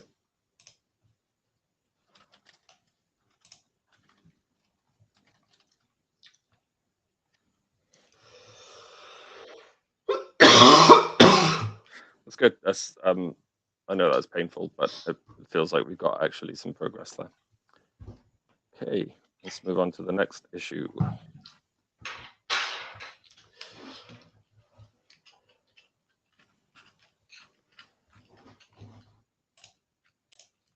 Stream and datagram frame definitions allow logging of frame payload. This feels very old. Is this still relevant? Oh, sorry, I'm showing the wrong tab.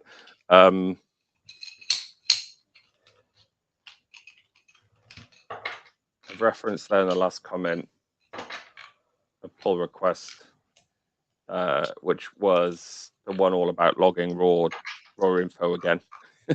This old chestnut. So let's go back to the issue.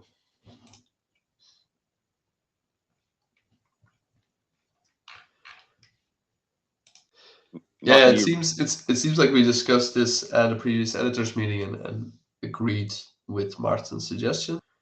I just need to do those changes apparently. What did Quite the sure guy why that suggest? happened. So the raw info currently logs the entire thing, headers and payload. And you were saying that doesn't make much sense. I just want to log the payload only. Because I don't want to implement a full parser that parses the header as well. I just want to be able to get the payload if I need that. So we discussed that, and if you scroll down, my last comment there says, if you need higher up headers, you can log them in the previous layer. So if you need QUIC packet headers, those would be logged in the payload of the UDP datagram that contains the QUIC headers. So that's what we agreed on. With that, I just need to make those changes because they have a little bit of annoyance in prose updates explaining that clearly. So what would be the payload of a packet header? Yeah, exactly. The packet header would just contain itself.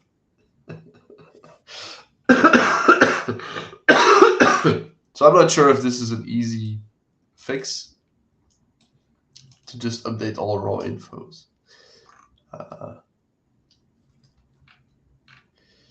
Just switch to the definition of the stream frame itself.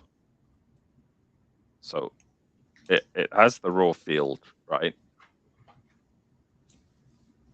And what we're saying on the issue is the raw field is the whole frame. Yes. Yeah. And we are now changing this to the raw is just the payload. That's what we said then. But indeed, that gives annoyances with things that don't have a payload.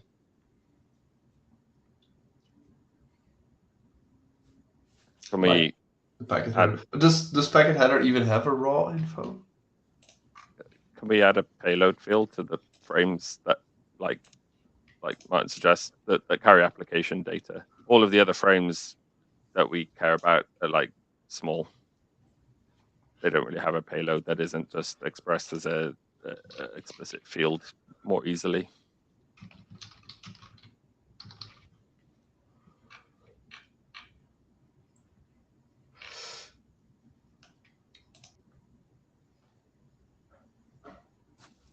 I think I like that suggestion. I mean, I'm not logging payloads anywhere in QUIC, and I'm not planning to, so don't really care. But making it explicit for stream frame and datagram frame seems like the right thing to do. So at that level, sure. But what about a QUIC packet? Raw is always the whole thing. Raw is always the whole thing. So with QUIC packets, you wouldn't be able to just get the frames. You would always You wouldn't have the ability to just get the frames. You would always have to get the entire thing. I think that's fine. Just saying it's not consistent, then you would only add this at the application I mean, you layer wouldn't get boundary. frames anyway because you would get encrypted bytes. Unless you No. have an unpacked event. Sure. But the point stands, you wouldn't have the payload option at the lower layers only for the application layer stuff, like Lucas was saying. I guess that's probably fine. I can't really see why you would want to get the encrypted bytes of the QUIC payload, but not the header. Like, both of them don't seem useful to begin with. Yeah, okay.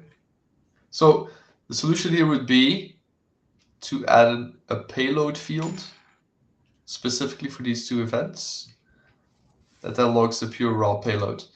This gets back to what we discussed earlier on. You would then have two different ways kind of logging the raw payload, either just as part of the raw info and as part of the separate payload field. So I see raw info as something you would use if you basically if you want the wire encoding. Yeah. So, Yeah, so let's say exactly. I really want to know if like which var end length was used to encode the stream ID. Like I don't see why you would want to do this, but apparently, like this is a use case that we want to support. Then I use raw the raw info, and if I understand correctly, if I log the bytes, I don't have to log the whole thing. Right? I can say, okay, Yeah. I do the raw, but I only give you the first 20 bytes.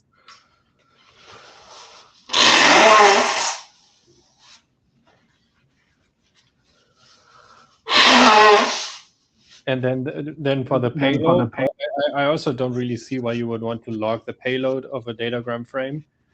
But sure, if you want to have like giant privacy concerns, you can do that.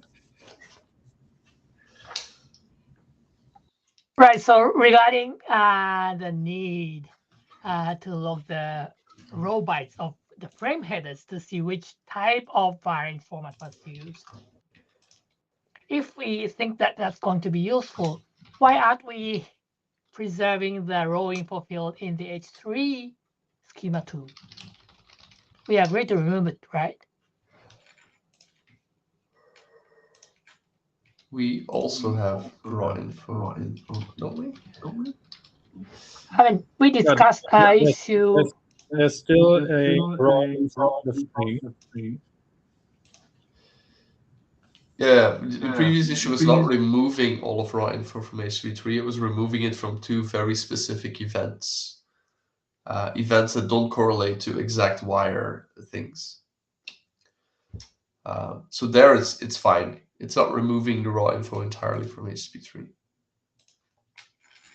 And I agree, Martin, I would not recommend logging the raw info in the production environment, but implementing this when debugging initially, I think logging the raw info and looking at the bytes can be very useful. It sounded to me like we kind of convinced ourselves people don't really want to log raw info much, and if they do, then they can deal with the encoding issues or decoding issues. Like adding another payload field here just seems like it's going to cause us more work and not be used by anyone that cares. So Martin, like you raised this ticket 2 years ago, say, or just under. Would you actually be happy to like just close it with no action? Because I'm not hearing anyone saying we really need this, otherwise we can't use QLog. No, I think it's useful, and I think it's easy to just add the payload and to clarify that raw includes the header bytes.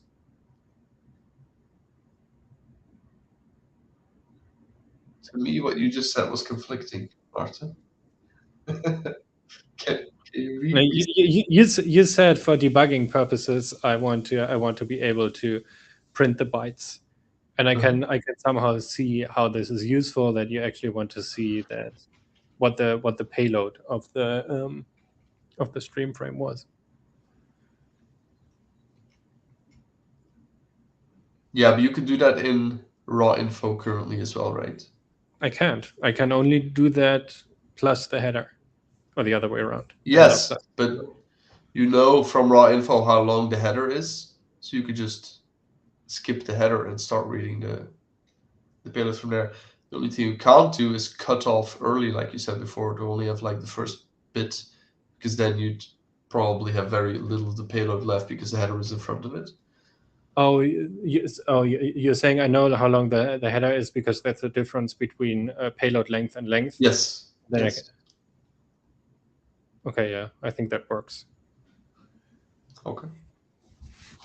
Then close with no action is good. Yeah, I think that sounds like the best compromise here. It's a little bit more work for a parser, but like it's just by offset in a buffer, which yeah, cool.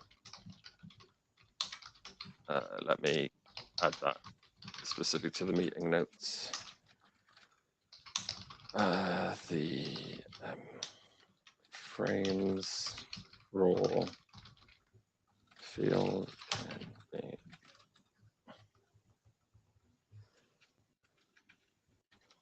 text at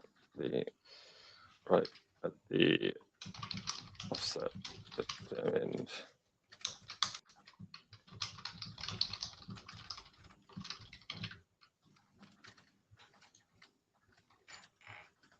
Relations seems cleaner than adding a payload field. Proposal is to close with no action. Okay. Oh. Nice. That's a very old issue. Wow, so easy. Okay, here's mine. There's only a few comments here. There was a to-do for lost timer updated for a long time. That was in the document. There were two. We pulled them out into this issue. So one was about the congestion control algorithms that use multiple timers. And the other one was to read up on graph 27. This is how old they are. No one, again, just under a year ago, no one kind of had any energy to look at that. Martin added one last week, yeah. There we go. Okay. Martin, do you want to speak to that? I missed that, sorry. You can argue there's no such thing as multiple timers. There's always one timer that fires first, and you log that one.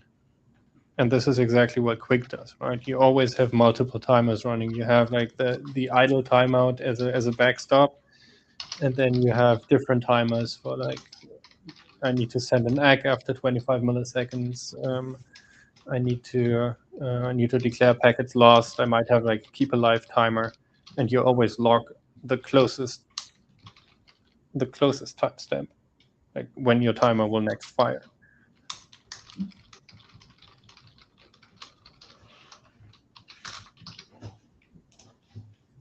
Yeah, I mean, that sounds all good to me. I would be happy to close this issue with no action. I don't know if maybe Kazuo or Miria have any input. I know you love congestion control too. Can you maybe pull up the lost timer update definition in the current yep, spec, sure. Lucas? That might help. Just reflecting Kazuo's meet echo comment, he also supports close with no action. But let me move over to that. Yeah, I think it's true that kind of only one timer fires, and that's kind of the event you want to log. Is there a way to understand which timer fired? Yeah, that's why I wanted to pull up the definition. There is a timer type. Okay. which is currently limited. I don't know if we want to limit it to just those two values still.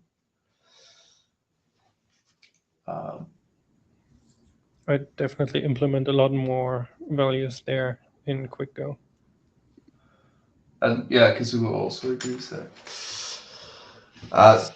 Do we just want timer type to just be a text then?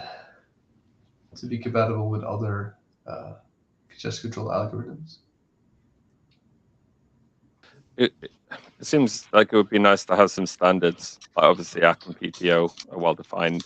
Can we make that extensible? Yeah, we can do Yeah. that. We definitely need an idle timeout if we want to capture what's in RFC 9000.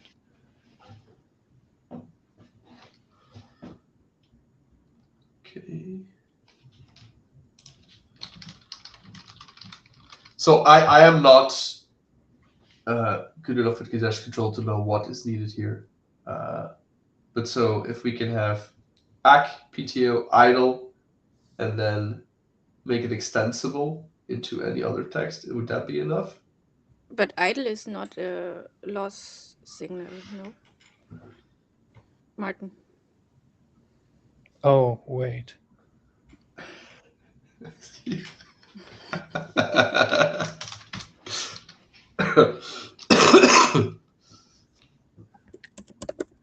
That's a very good point. Is the loss timer maybe just the wrong word, because the prose says it's a recovery timer. Oh yeah, so the event I have is a different event. So yeah, I have ACK, PTO, and I have a third one for probe packets, but I guess that's non-standard.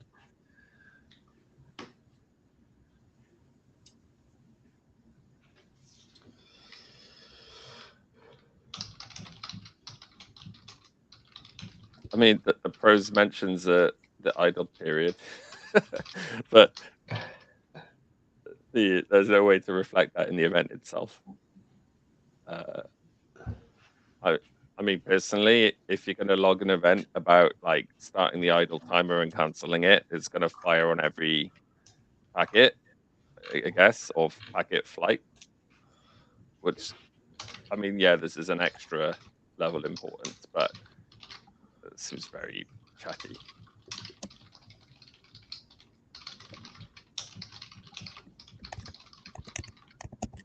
Although, like you say, we this could just be a generic timer updated event.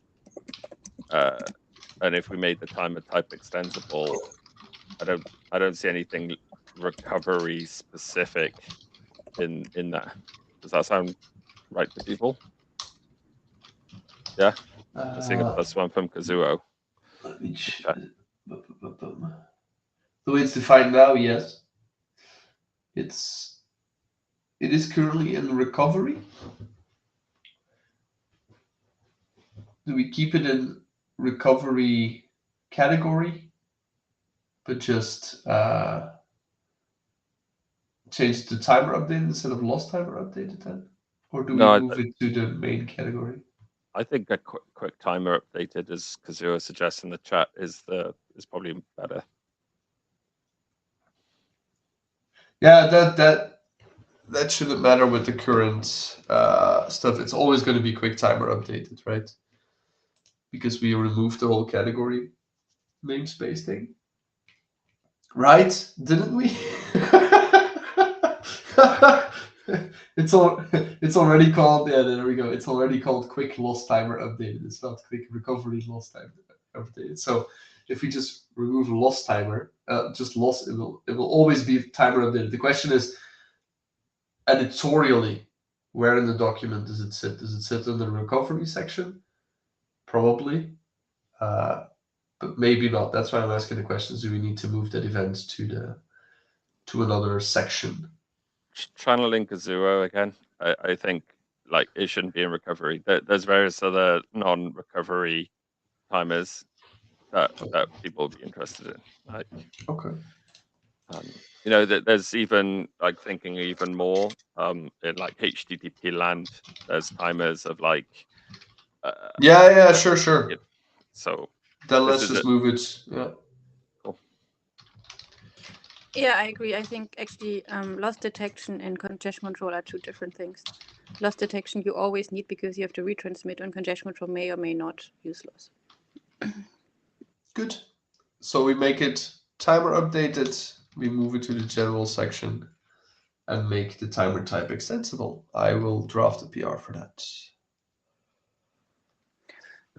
I mean, I think it should still be loss timer. It just shouldn't be part of the congestion control.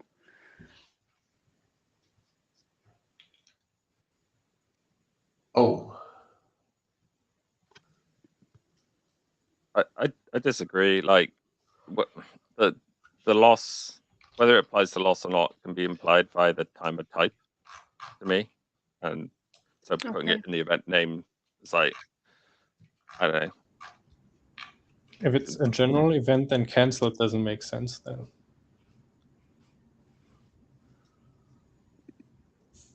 why not? You could still stop using a certain timer. You always have a timer running. Otherwise, Yeah, but it's this specific type of timer that you're canceling, right? no, there's only one timer. Not if you have timer type filled in. Let's say you have a timer running for waiting for the connection to drain. And the timer closes. Well, the timer type would be. I have one timer that has different modes, but there's not multiple timers. Sure. But I mean, that goes into the implementation already, right? You could have one, you could manage this one timer, or you could actually have separate timers. And if you just have one timer, you never have a cancelled event, that's fine. Or you never lock a cancelled event.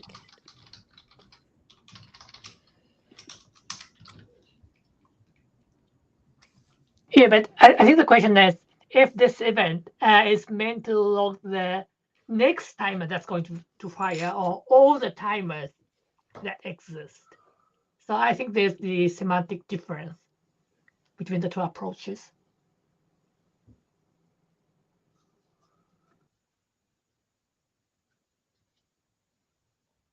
I'm thinking back to the number of times I've looked at Nginx error logs, and they're full of different timers being set and cancelled or not cancelled, and just constantly refreshed or whatever. Like, maybe you want a timer ID, an optional one, if you want to be specific about what that is. So you're tying it less into the type itself, and the type is optional. So if you just wanted to define one ID for the whole connection, that could work too.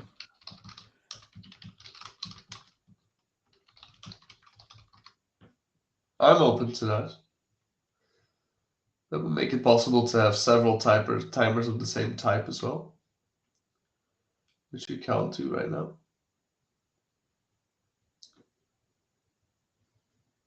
And then timer ID would also just be a text, right? So I would think the only case where you have multiple timers of the same type is because you have multiple paths or multiple tuples or whatever, and we have an ID for that already.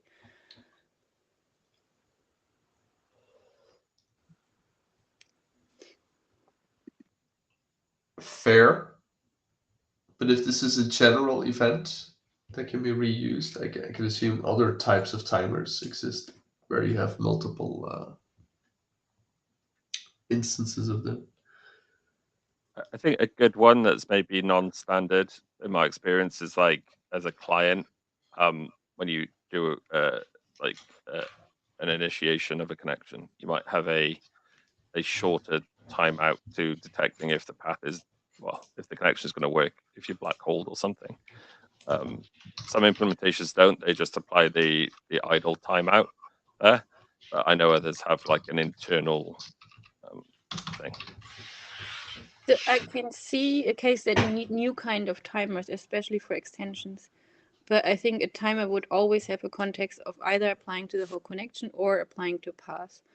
I don't think you would have like the same kind of timer, multiple kind of timers for the same connection or whatever. That doesn't seem to make sense to me, but I don't know. Yeah, maybe one example that I could possibly come up with is like having a timer for each stream that controls the timeout. Maybe, I don't know. But Yeah, that's what I was thinking in the media streaming context, or if you have like a deadline aware thing, think RTP as something like that, no? Where you would have per media stream logic going on there. The question then is, would that use the QUIC level connectivity timer event, or use a more specific application protocol timer event, right?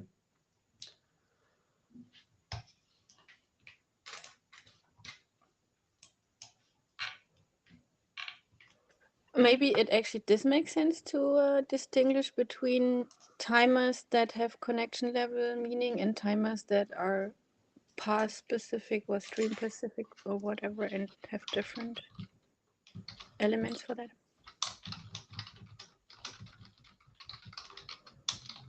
I think QUIC explicitly says that there's a single time. At least some draft version did say that. For recovery, sure. But that's the whole point. Like, do we limit this event to recovery? Or is it a generic timer event for any type of timer that you will encounter in a connection? The more I'm listening here, the more I am gravitating towards just keep this at recovery. And if you need an application level thing, you need to define a separate timer event. Yeah, but there are different timers that apply to a QUIC connection that are not application level timers. Like we already, Lucas already mentioned the handshake timeout. At least that's how I call it. Then I have a pacing timer in case I'm pacing. I have a keep alive timer.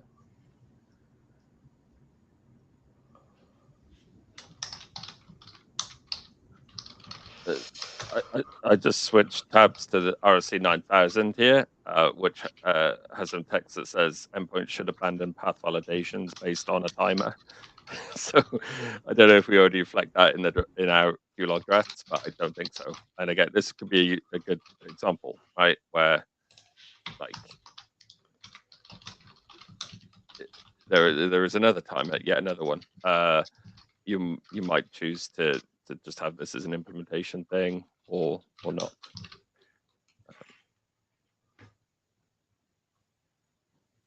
So at least I think one point would be to have some way to log all the timers would be useful. And not only recovery timers, but I think I'm tending towards actually separating those two out. Having recovery timers is one thing, and then other connection level timers is another thing. Kazuha, did you have something to say?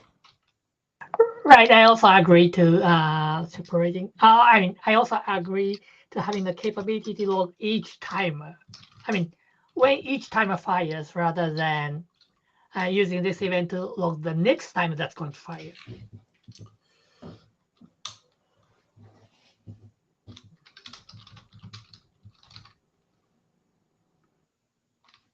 Oh, so you want a timer fired event?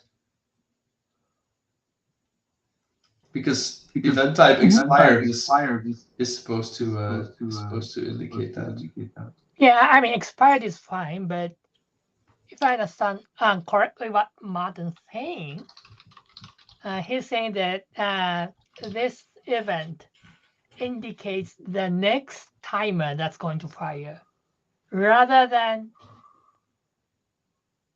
indicating, rather than being an event that's being emitted when the timer is scheduled. I mean, let's say that we schedule an idle timeout of 30 seconds. But if there's a loss detection timer running at the same time, depending on how you define this event, we might not emit the idle timeout timer being set, because the loss timer always fires before the idle timeout, right? So the question is, to me, is like, do we want to emit, like, say, from now, after 30 seconds, the idle timer is going to fire, and then from now till like 100 milliseconds after, then there's the PTO timer going to fire. Do you want to look those two events separately? No, that's what I'm saying. There's only a single timer. Right, only- and yeah, I mean, I'm not saying that's not useful. I agree that having a single timer concept in the log, event log is useful, but also, having the concept of being able to see which timer is going to fire this which time is also useful than knowing which timer is going to fire next. Yeah, and I think what you said last is what this was intended to do, right? To show when the timer is expected to fire, to give like an indication of this is the idle timeout that we're currently instating, or I'm resetting the idle timeout right now. From a debugging perspective, that type of thing seems more useful. But again, I'm going to be very honest. I don't have experience enough with this to know if that's true.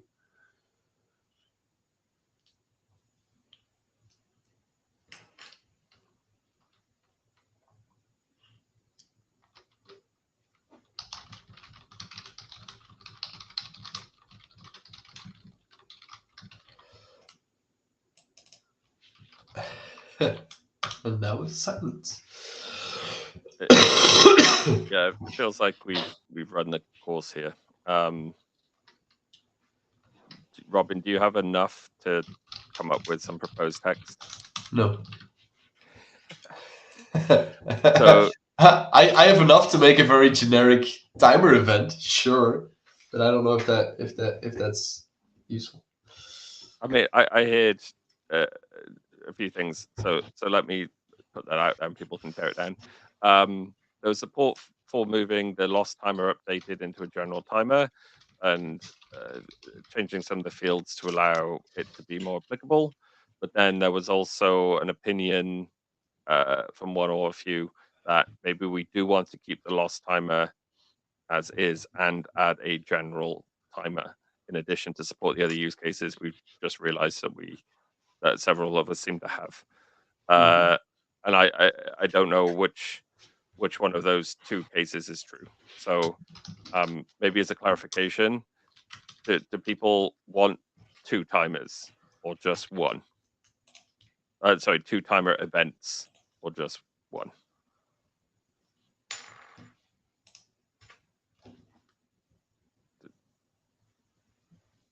Is that a vote for one, Robin?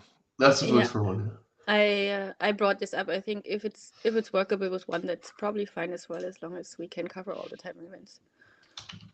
Okay, no, that's good. I'm seeing Martin say effectively he doesn't understand how two would work either. I think it would be confusing. Okay, so that's good. That's clearer to me. Yeah, we need to go away and work on some text, but the direction of the changes, I think, is clear. Robin, do you agree? Yes, it is Okay. now. Great, thank you. So I will do that, right? Okay.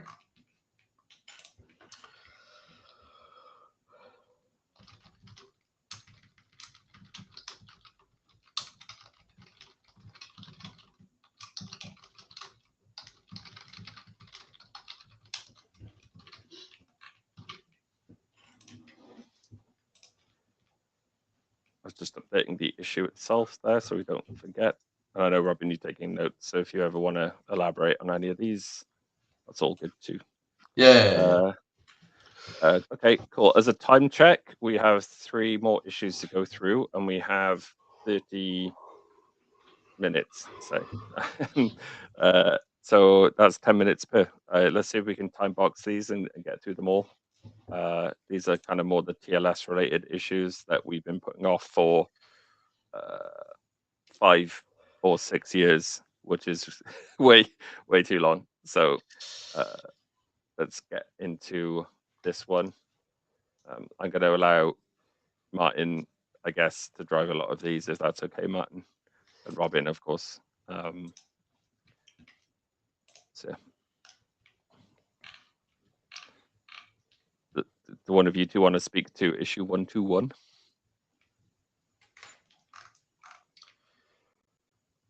Whew. Okay, I have zero context, but we have a way to log restored transport parameters. So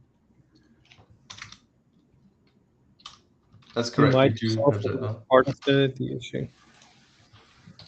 I don't think we have a way to log session ticket contents, though that might also be solved with raw info by now.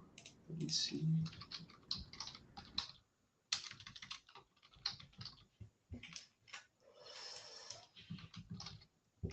No. The only mention of session ticket is was received and if resumption was allowed. So apparently not.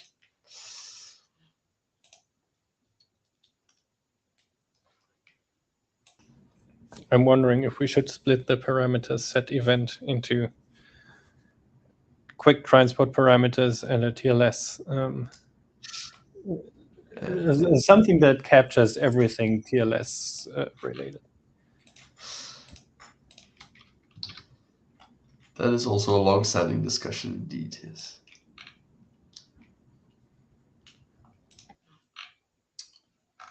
Because we currently don't really have anything TLS specific at all.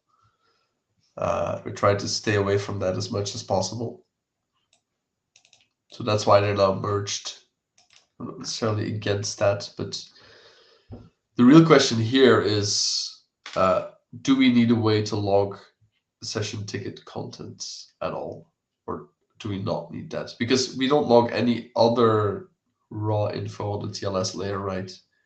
We don't log the raw, well, we kind of log the client hello if you log the crypto frame. And I guess the session ticket can then also be logged as part of the crypto frame. So we do have a way of logging it. I'm just not sure. I think there's a lot of value in logging the raw value, especially since it's encrypted. But what quick stacks might do is save some information about the connection in the session ticket, right? You could, for example, put the RTT into the session ticket. But that is different. That is different per stack, right? So it would always be custom fields. It wouldn't be something we could do anyway, correct? Yeah, but we have a way to log something for the token, which is also custom for every stack. We do have a stateless reset token.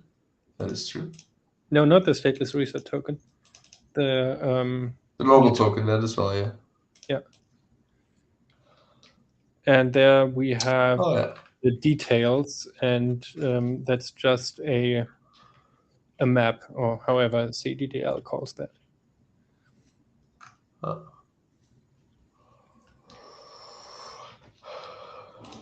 So yeah, that's the question. Do we want a? We could have something. We could basically replicate that for the session ticket.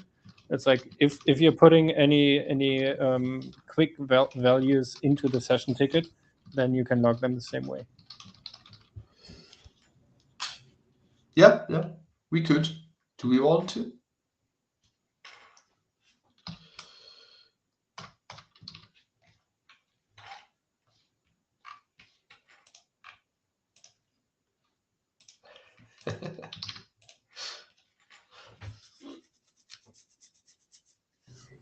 I guess we need to resolve this issue one way or the other.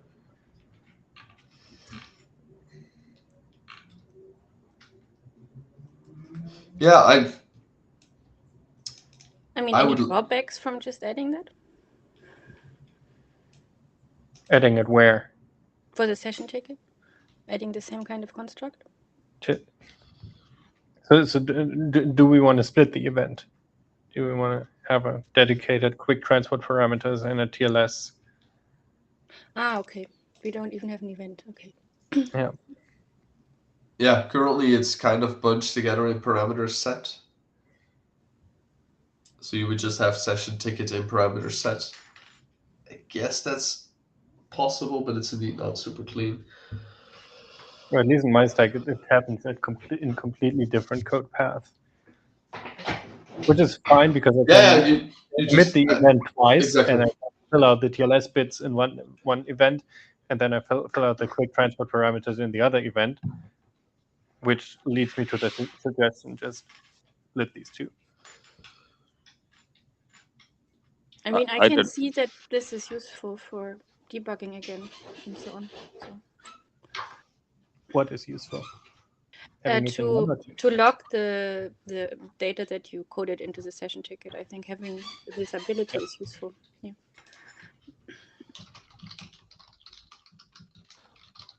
I don't have much opinion here. Just listening, it kind of feels like modeling it as TLS stuff maybe aligns better with QUIC's kind of design and modularity of the handshake. That you could have parameters exchanged via something else. You know, not the TLS handshake, but some other extension. Kazuo and I have been working on something like QUIC on streams that might have a different method to exchange parameters, and maybe separating that out would help.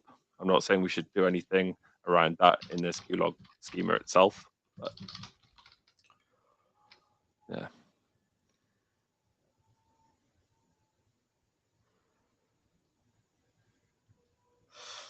Yeah, I've always been on the edge on this because that would literally be the only TLS specific thing that we have. We don't have anything else from TLS. So we can do that, but Would that live in the same namespace? yeah, exactly. You get questions like that then, right? Like the namespace currently is connectivity or QUIC. Oh, it's QUIC probably. No, I meant the URN identifier.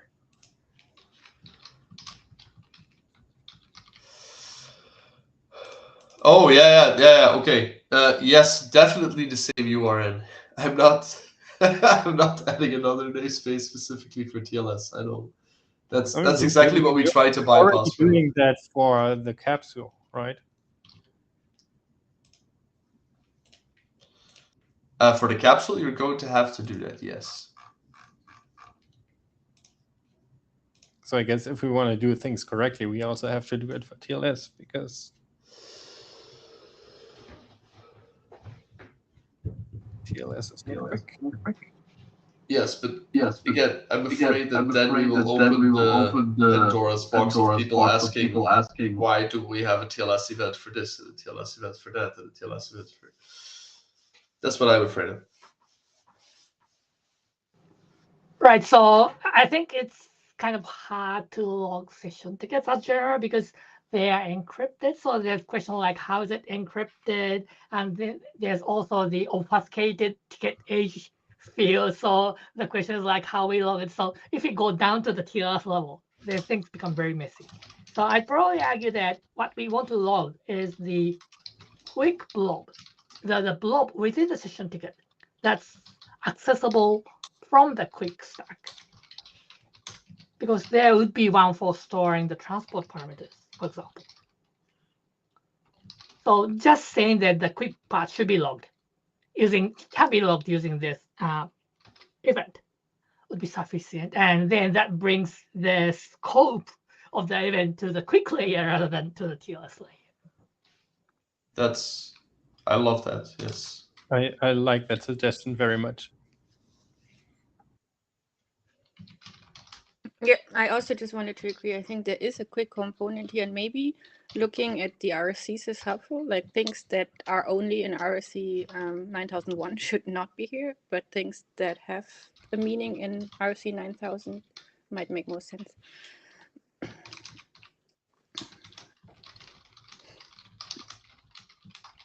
Okay. Again, kind of wear my chair hat here. It sounds like the discussion has led to some alignment on how we could solve this problem with some new proposed text, and we need someone to hold the pen on that. Martin, given that you raised the issue and you seem to be having a vision of how this could work, would you be happy to pen a pull request? Yep. Okay, cool. I'll assign the issue to you, and capture that on the issue. Thanks. It is already assigned to you, so we should have Kazuo over more often. yeah. He closes 5-year-old issues like that. Great.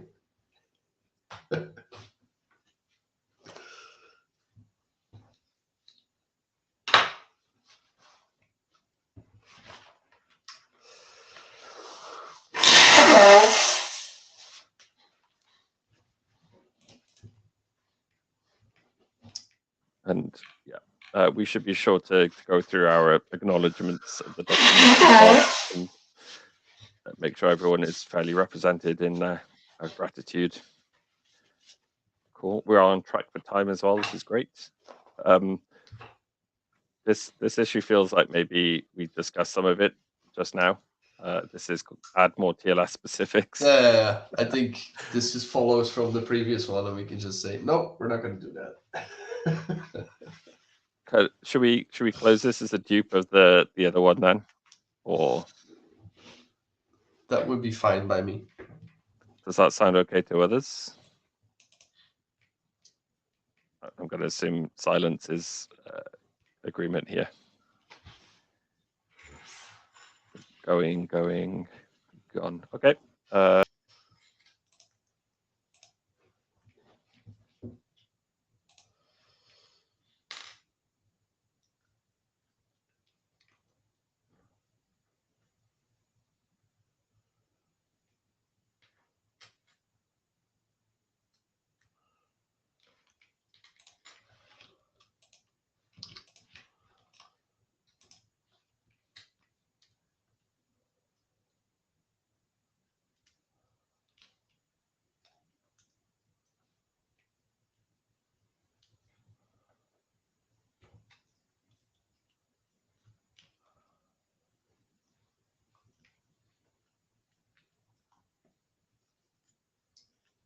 Just to note, Lucas, you're on mute.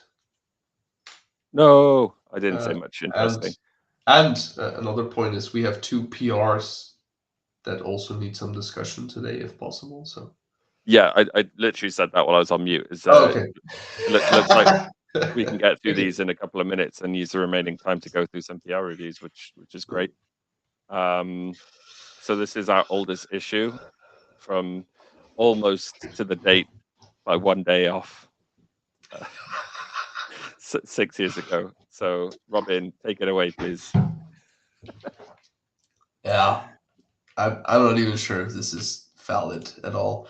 I think this was like a catch-all issue that we kept around to be like, somebody sometime needs to check if we can actually log everything related that we need for 0RTT.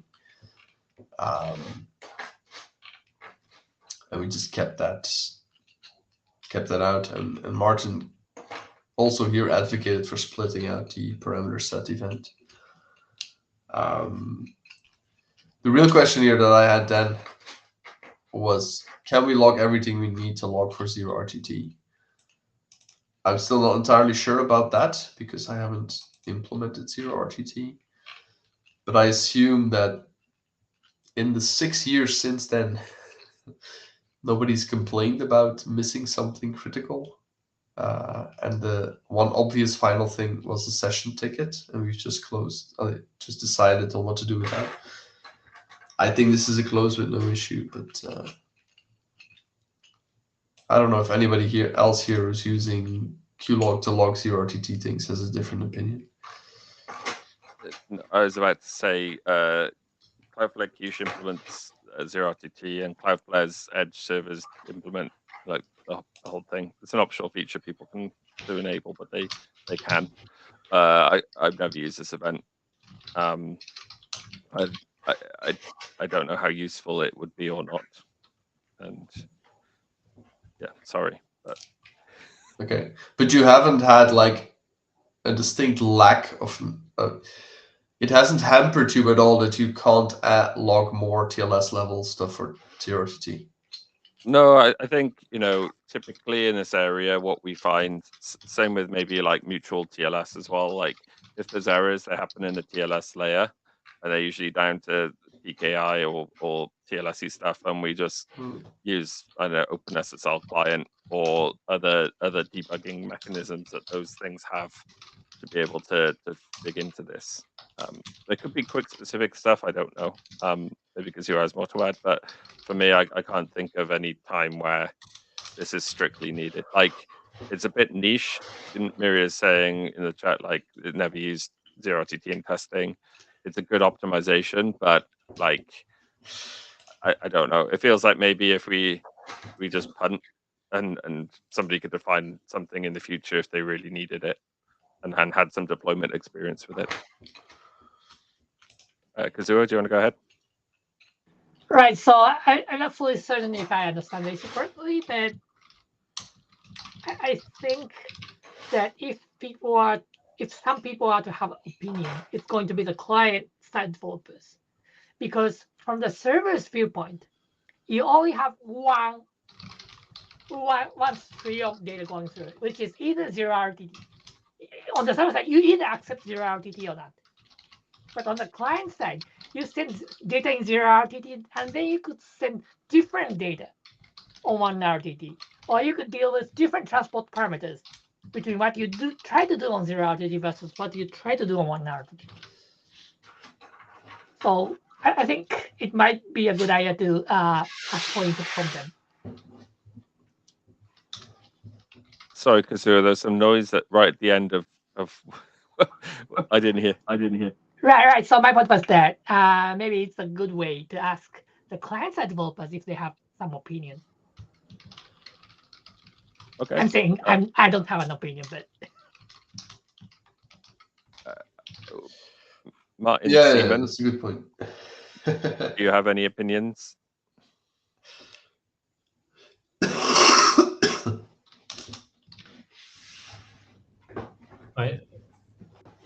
Not really.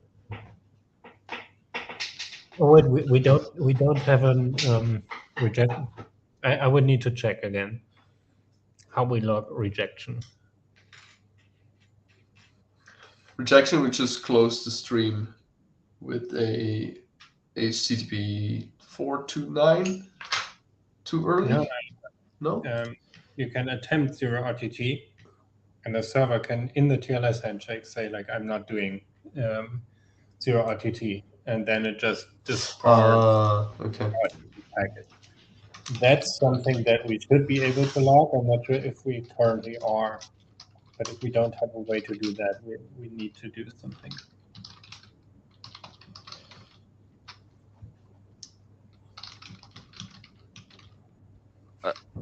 That seems to conflict with what Kazuo was kind of indicating, maybe, if I understand. Like, he said it was more of a client-side issue, but I just heard, actually, it would be useful for servers to indicate they rejected.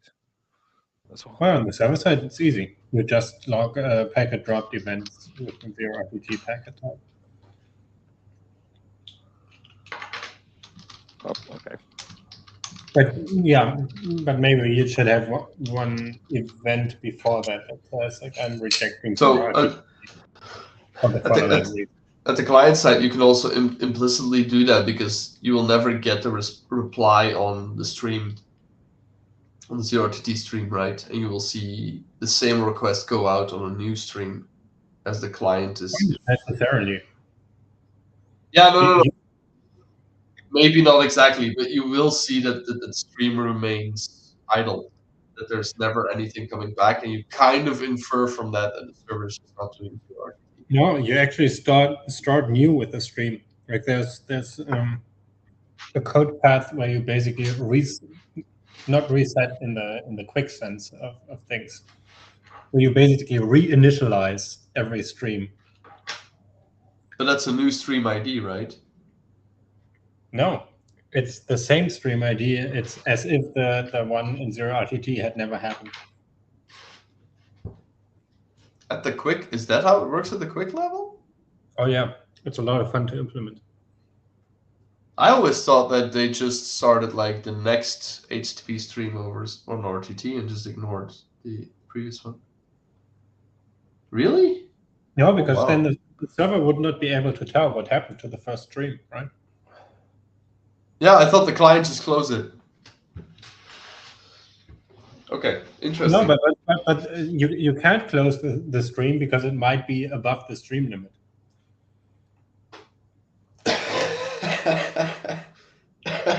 You're getting a completely new set of transport parameters, so you might have violated Yeah, true. RTT data, which is one of the reasons why you reject 0RTT in the first place. Oh wow. Okay. So yeah, that's why I say like logging rejection is kind of an important thing. So we do need something there, Mm-hmm. as far as I'm hearing. What I'm also hearing is that you have the best grasp at that of the people here, so you kind of know where I'm going.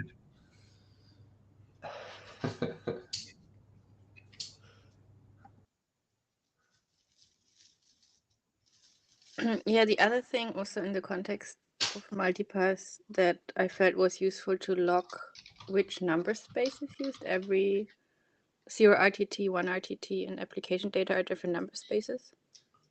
And then with multipass, we add even more number spaces. And knowing which event belongs to which number space, which is kind of, I think, a pseudonym for not only like the numbers you put on a packet, but like a whole set of contexts, like different congestion control and so on, would probably be useful.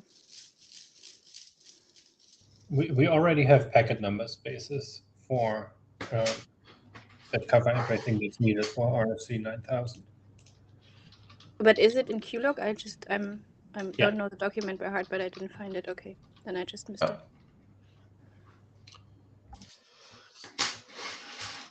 Yeah, Okay. I got that on screen as well. That sounds like it covers what you mentioned, Miria.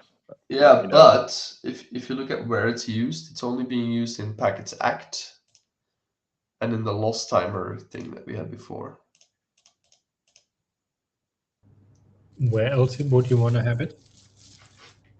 That's my question. Like, is that enough for the multipath things as well? I assume it is, but don't attempt to support multipath. No, but we should be extensible towards that. So I assume it is. I just want to double check. That's all I'm trying to. I'm not familiar enough with the multipath RFC to say that.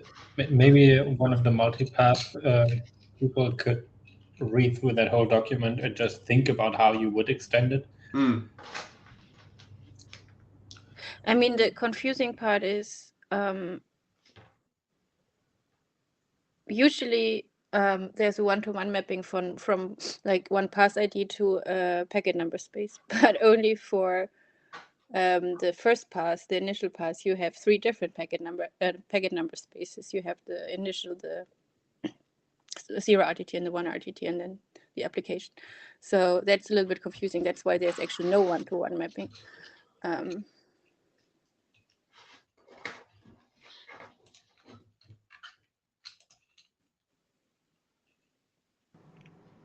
Right. So regarding the current state of the draft, I think it's correct in the sense that on the send side, it defines 4 packet types. And on the ACK side, it defines 3 packet number spaces. Mm-hmm. So if we have to do something with multipath, I assume that we are going to extend it somehow. I don't know, but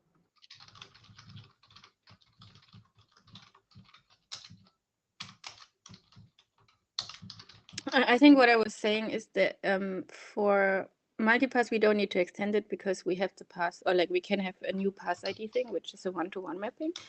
And like for egg information, you need the number space, otherwise the egg information isn't useful.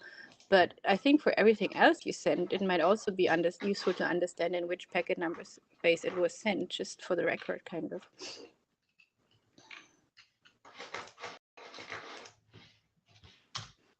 I think that's an interesting conversation and probably something we want to follow up with, but it seems a bit tangential to this open issue about 0 RTT. It is related, don't get me wrong, but I'm curious how we think we are on, sorry, go back to the issue, this specific issue, 27. I agree with that, Lucas. I think we should decide here that Martin will make a proposal on how to log zero-TD rejections specifically, because that's the one gap we identified. Probably also accepting zero RTT. Okay. Could be the same event with a bool flag. Exactly. You'll propose that in a PR, and then we should do due diligence and ask client-side implementers, probably browsers, people like Ian or David, maybe. Sorry. Oh my, if there are any gaps, but I think we can just do that on the list, as well as in person in Montreal, just to cover all bases.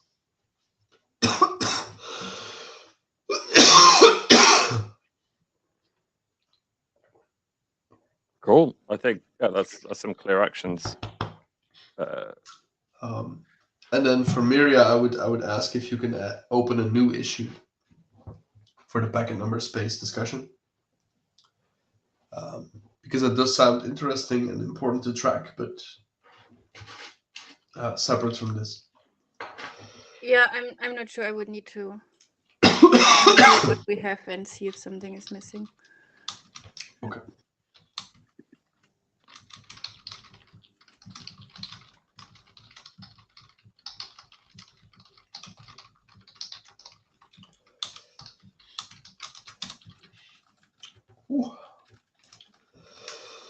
Okay, we can move on to PRs then. That's great. Thank you so much, folks, for helping us drill through those issues.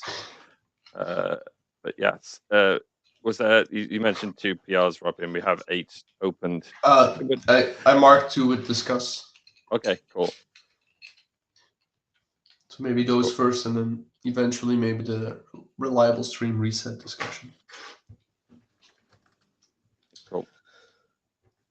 Drive away. Yeah, so this one is very linked to what we said at the beginning of the session. Is there's again 2 ways of logging the length of the packet header.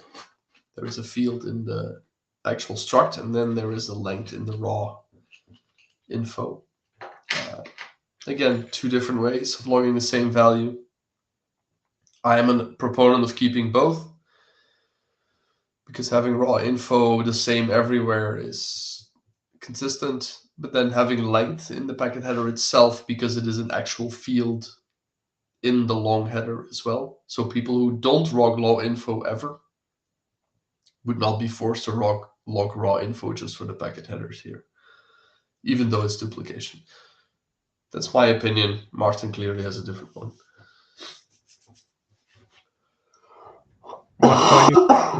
A problem to log raw info that only has the length set if you want to log the length. It's possible, but I guess a lot of stacks will just not log raw info ever,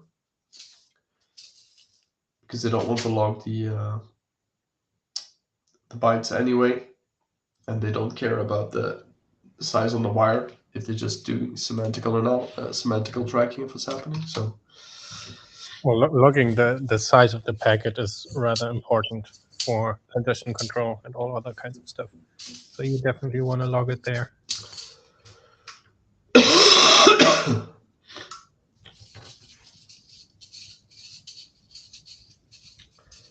yeah. Anyone else have an opinion? I think I don't have a lot to add. I think there should be one way to log things and not multiple ways.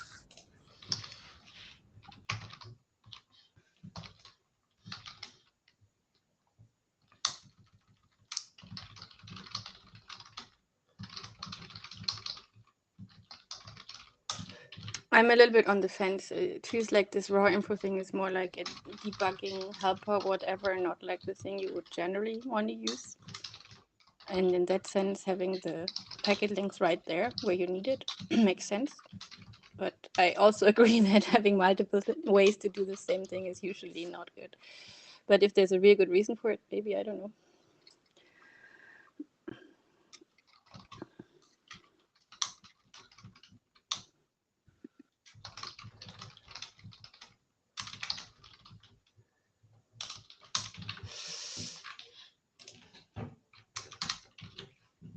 You know, maybe this is actually because if you clarify that the raw info isn't kind of the normal way to use, it's just an addition in case you need it, then it's maybe more acceptable.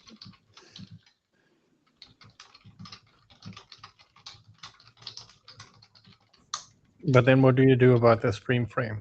Because having the length there also seems very useful.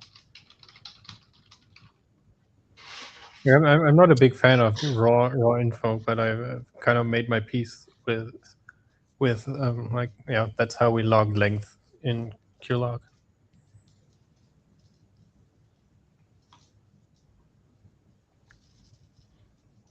I mean, it should be consistent, right? So if you say raw info is really something optional and many stacks wouldn't implement it or not in the normal operation mode, then you should have all the information that you need under normal conditions somewhere else.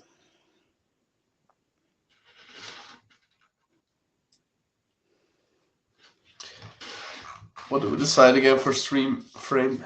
We decided to just punt it to raw.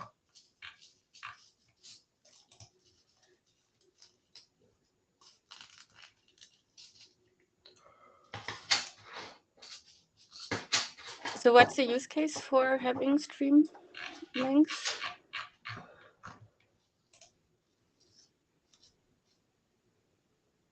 So I think I mean, it this seems is to make kind of sense, but for packet length, really congestion control and so on is important. Like that's like clearly see why you need that in many cases. What are the use cases for looking at stream lengths? Well, you might have multiple stream frames in one packet, and then do you just want to guess which one took more space? I think it's kind of important to know, like, this was 100 bytes and then 1,000 bytes of the other stream. I have the packetization diagram in QVis that relies heavily on that to clearly draw what the packet looks like. Yeah, that makes sense. I was just looking at the QUIC implementation, and I don't think I've ever logged the length field in the packet header structure. I have like a helper function, and it's this is optional, right? So it's just always null in my code. I don't think that's ever affected anything I wanted to do.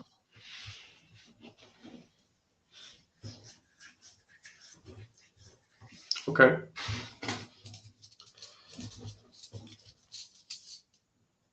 But so let's table that for 1 second because we have like 3 minutes left.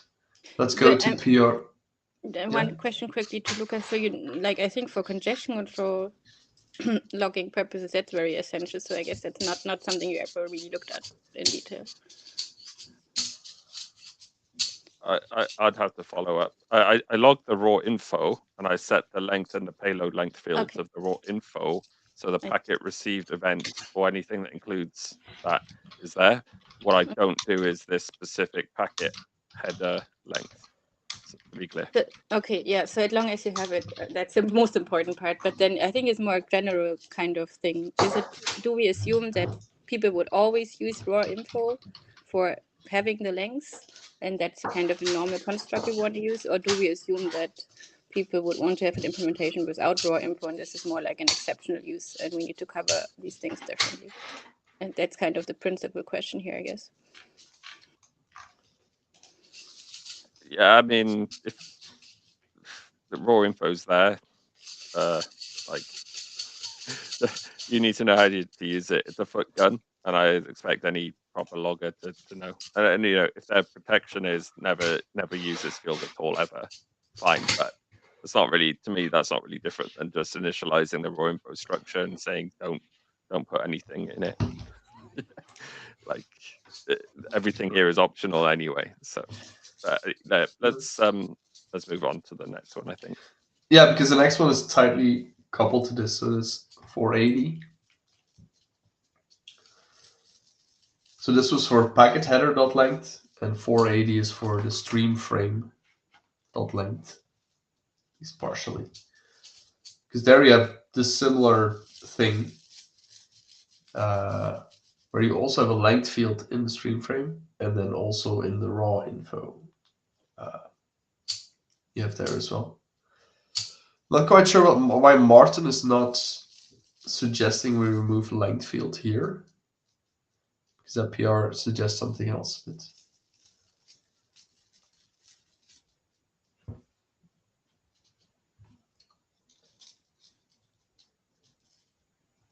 if you could comment, Martin. So you propose removing the length field from the packet header, but not from the stream frame? Not in this PR. Okay, but you would generally advocate for I that. think we should still do it. Okay.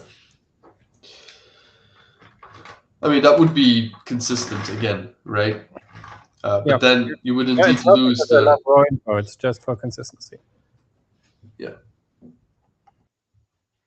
But so that might help us close out the previous discussion as well. Because here it's again inconsistent. If you want to have the same approach everywhere, then you use raw info.length everywhere, and so also on the stream frame, where again length can be a very is like part of the frame again as a separate field. I mean, I'm so +1 for consistency. I think that's the most important part. Then I think the example Lucas just brought, that he sets the packet length to 0 and then only uses the raw info. Kind of, that's the case that is really confusing to somebody who reads a QLog, and that's a consequence of having multiple ways to do it. So having one clear way to do it, I think, is probably appreciated, which leads to maybe keeping only the raw info one. On the other hand, I have to say also, as a reader of a QLog, you would always ask yourself, what's this raw info here, right? I don't need this. I only want the length. It's only used for length, so why do I have this additional wrapping? But I guess that's like less of a problem, maybe.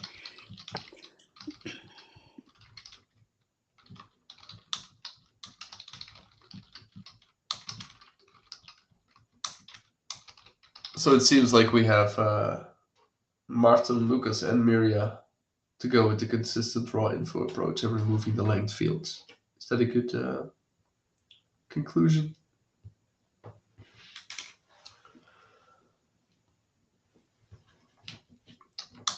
I guess so. May I ask a question? Hmm? If I understand correctly, raw info can be truncated, right? The spec permits it. Then how can you determine the length of something by looking at raw info? Because it literally has a length field. Inside raw info, you mean? Yeah. So there's raw info.length, raw info.payload length, and the raw info.data. I see. Thank you for the clarification. Yeah. So if that wasn't clear, I'm never advocating that people always have to log the payload just to get the length. Most people indeed will just use length. Yeah.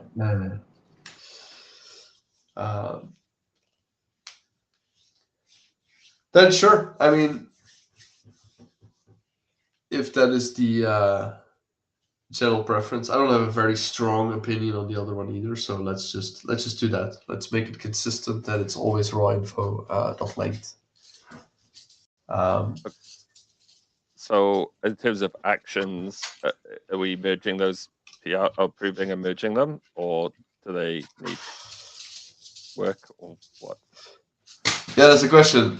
We would need additional PRs to change it in other places as well.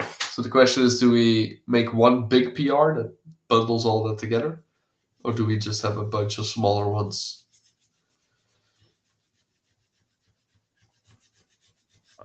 I think, I mean, I hate to say it, I think doing one big one might be clearer.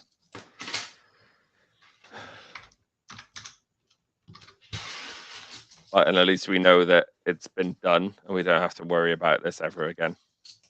Yeah.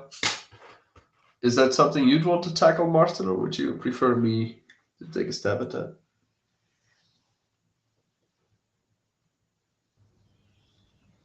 I think I have plenty of PRs already. So if you could Okay. take this, that would be Good. great.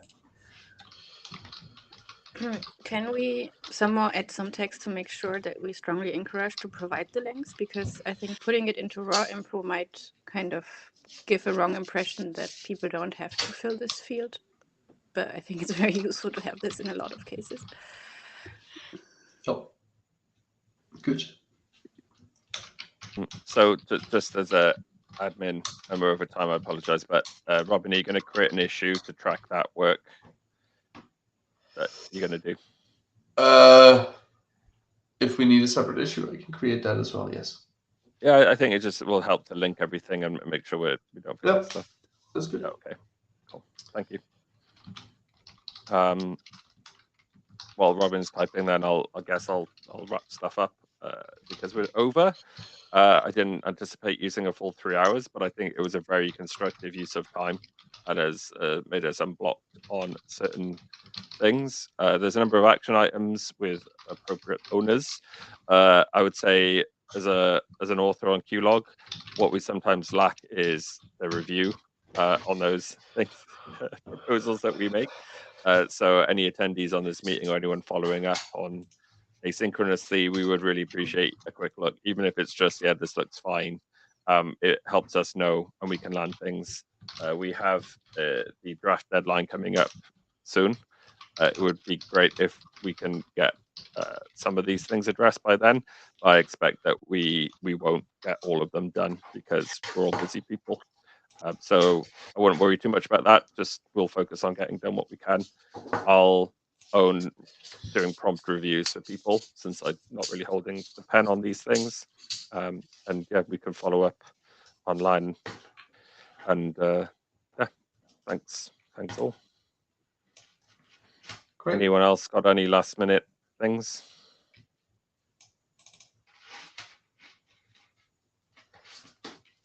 Just wanted to again say a big thank you to people who showed up.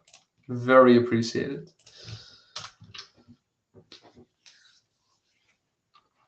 Cool. Okay. In that case, let's end this meeting and goodbye for now. See some of you in Montreal and others online. Bye for now. Oh, thank you.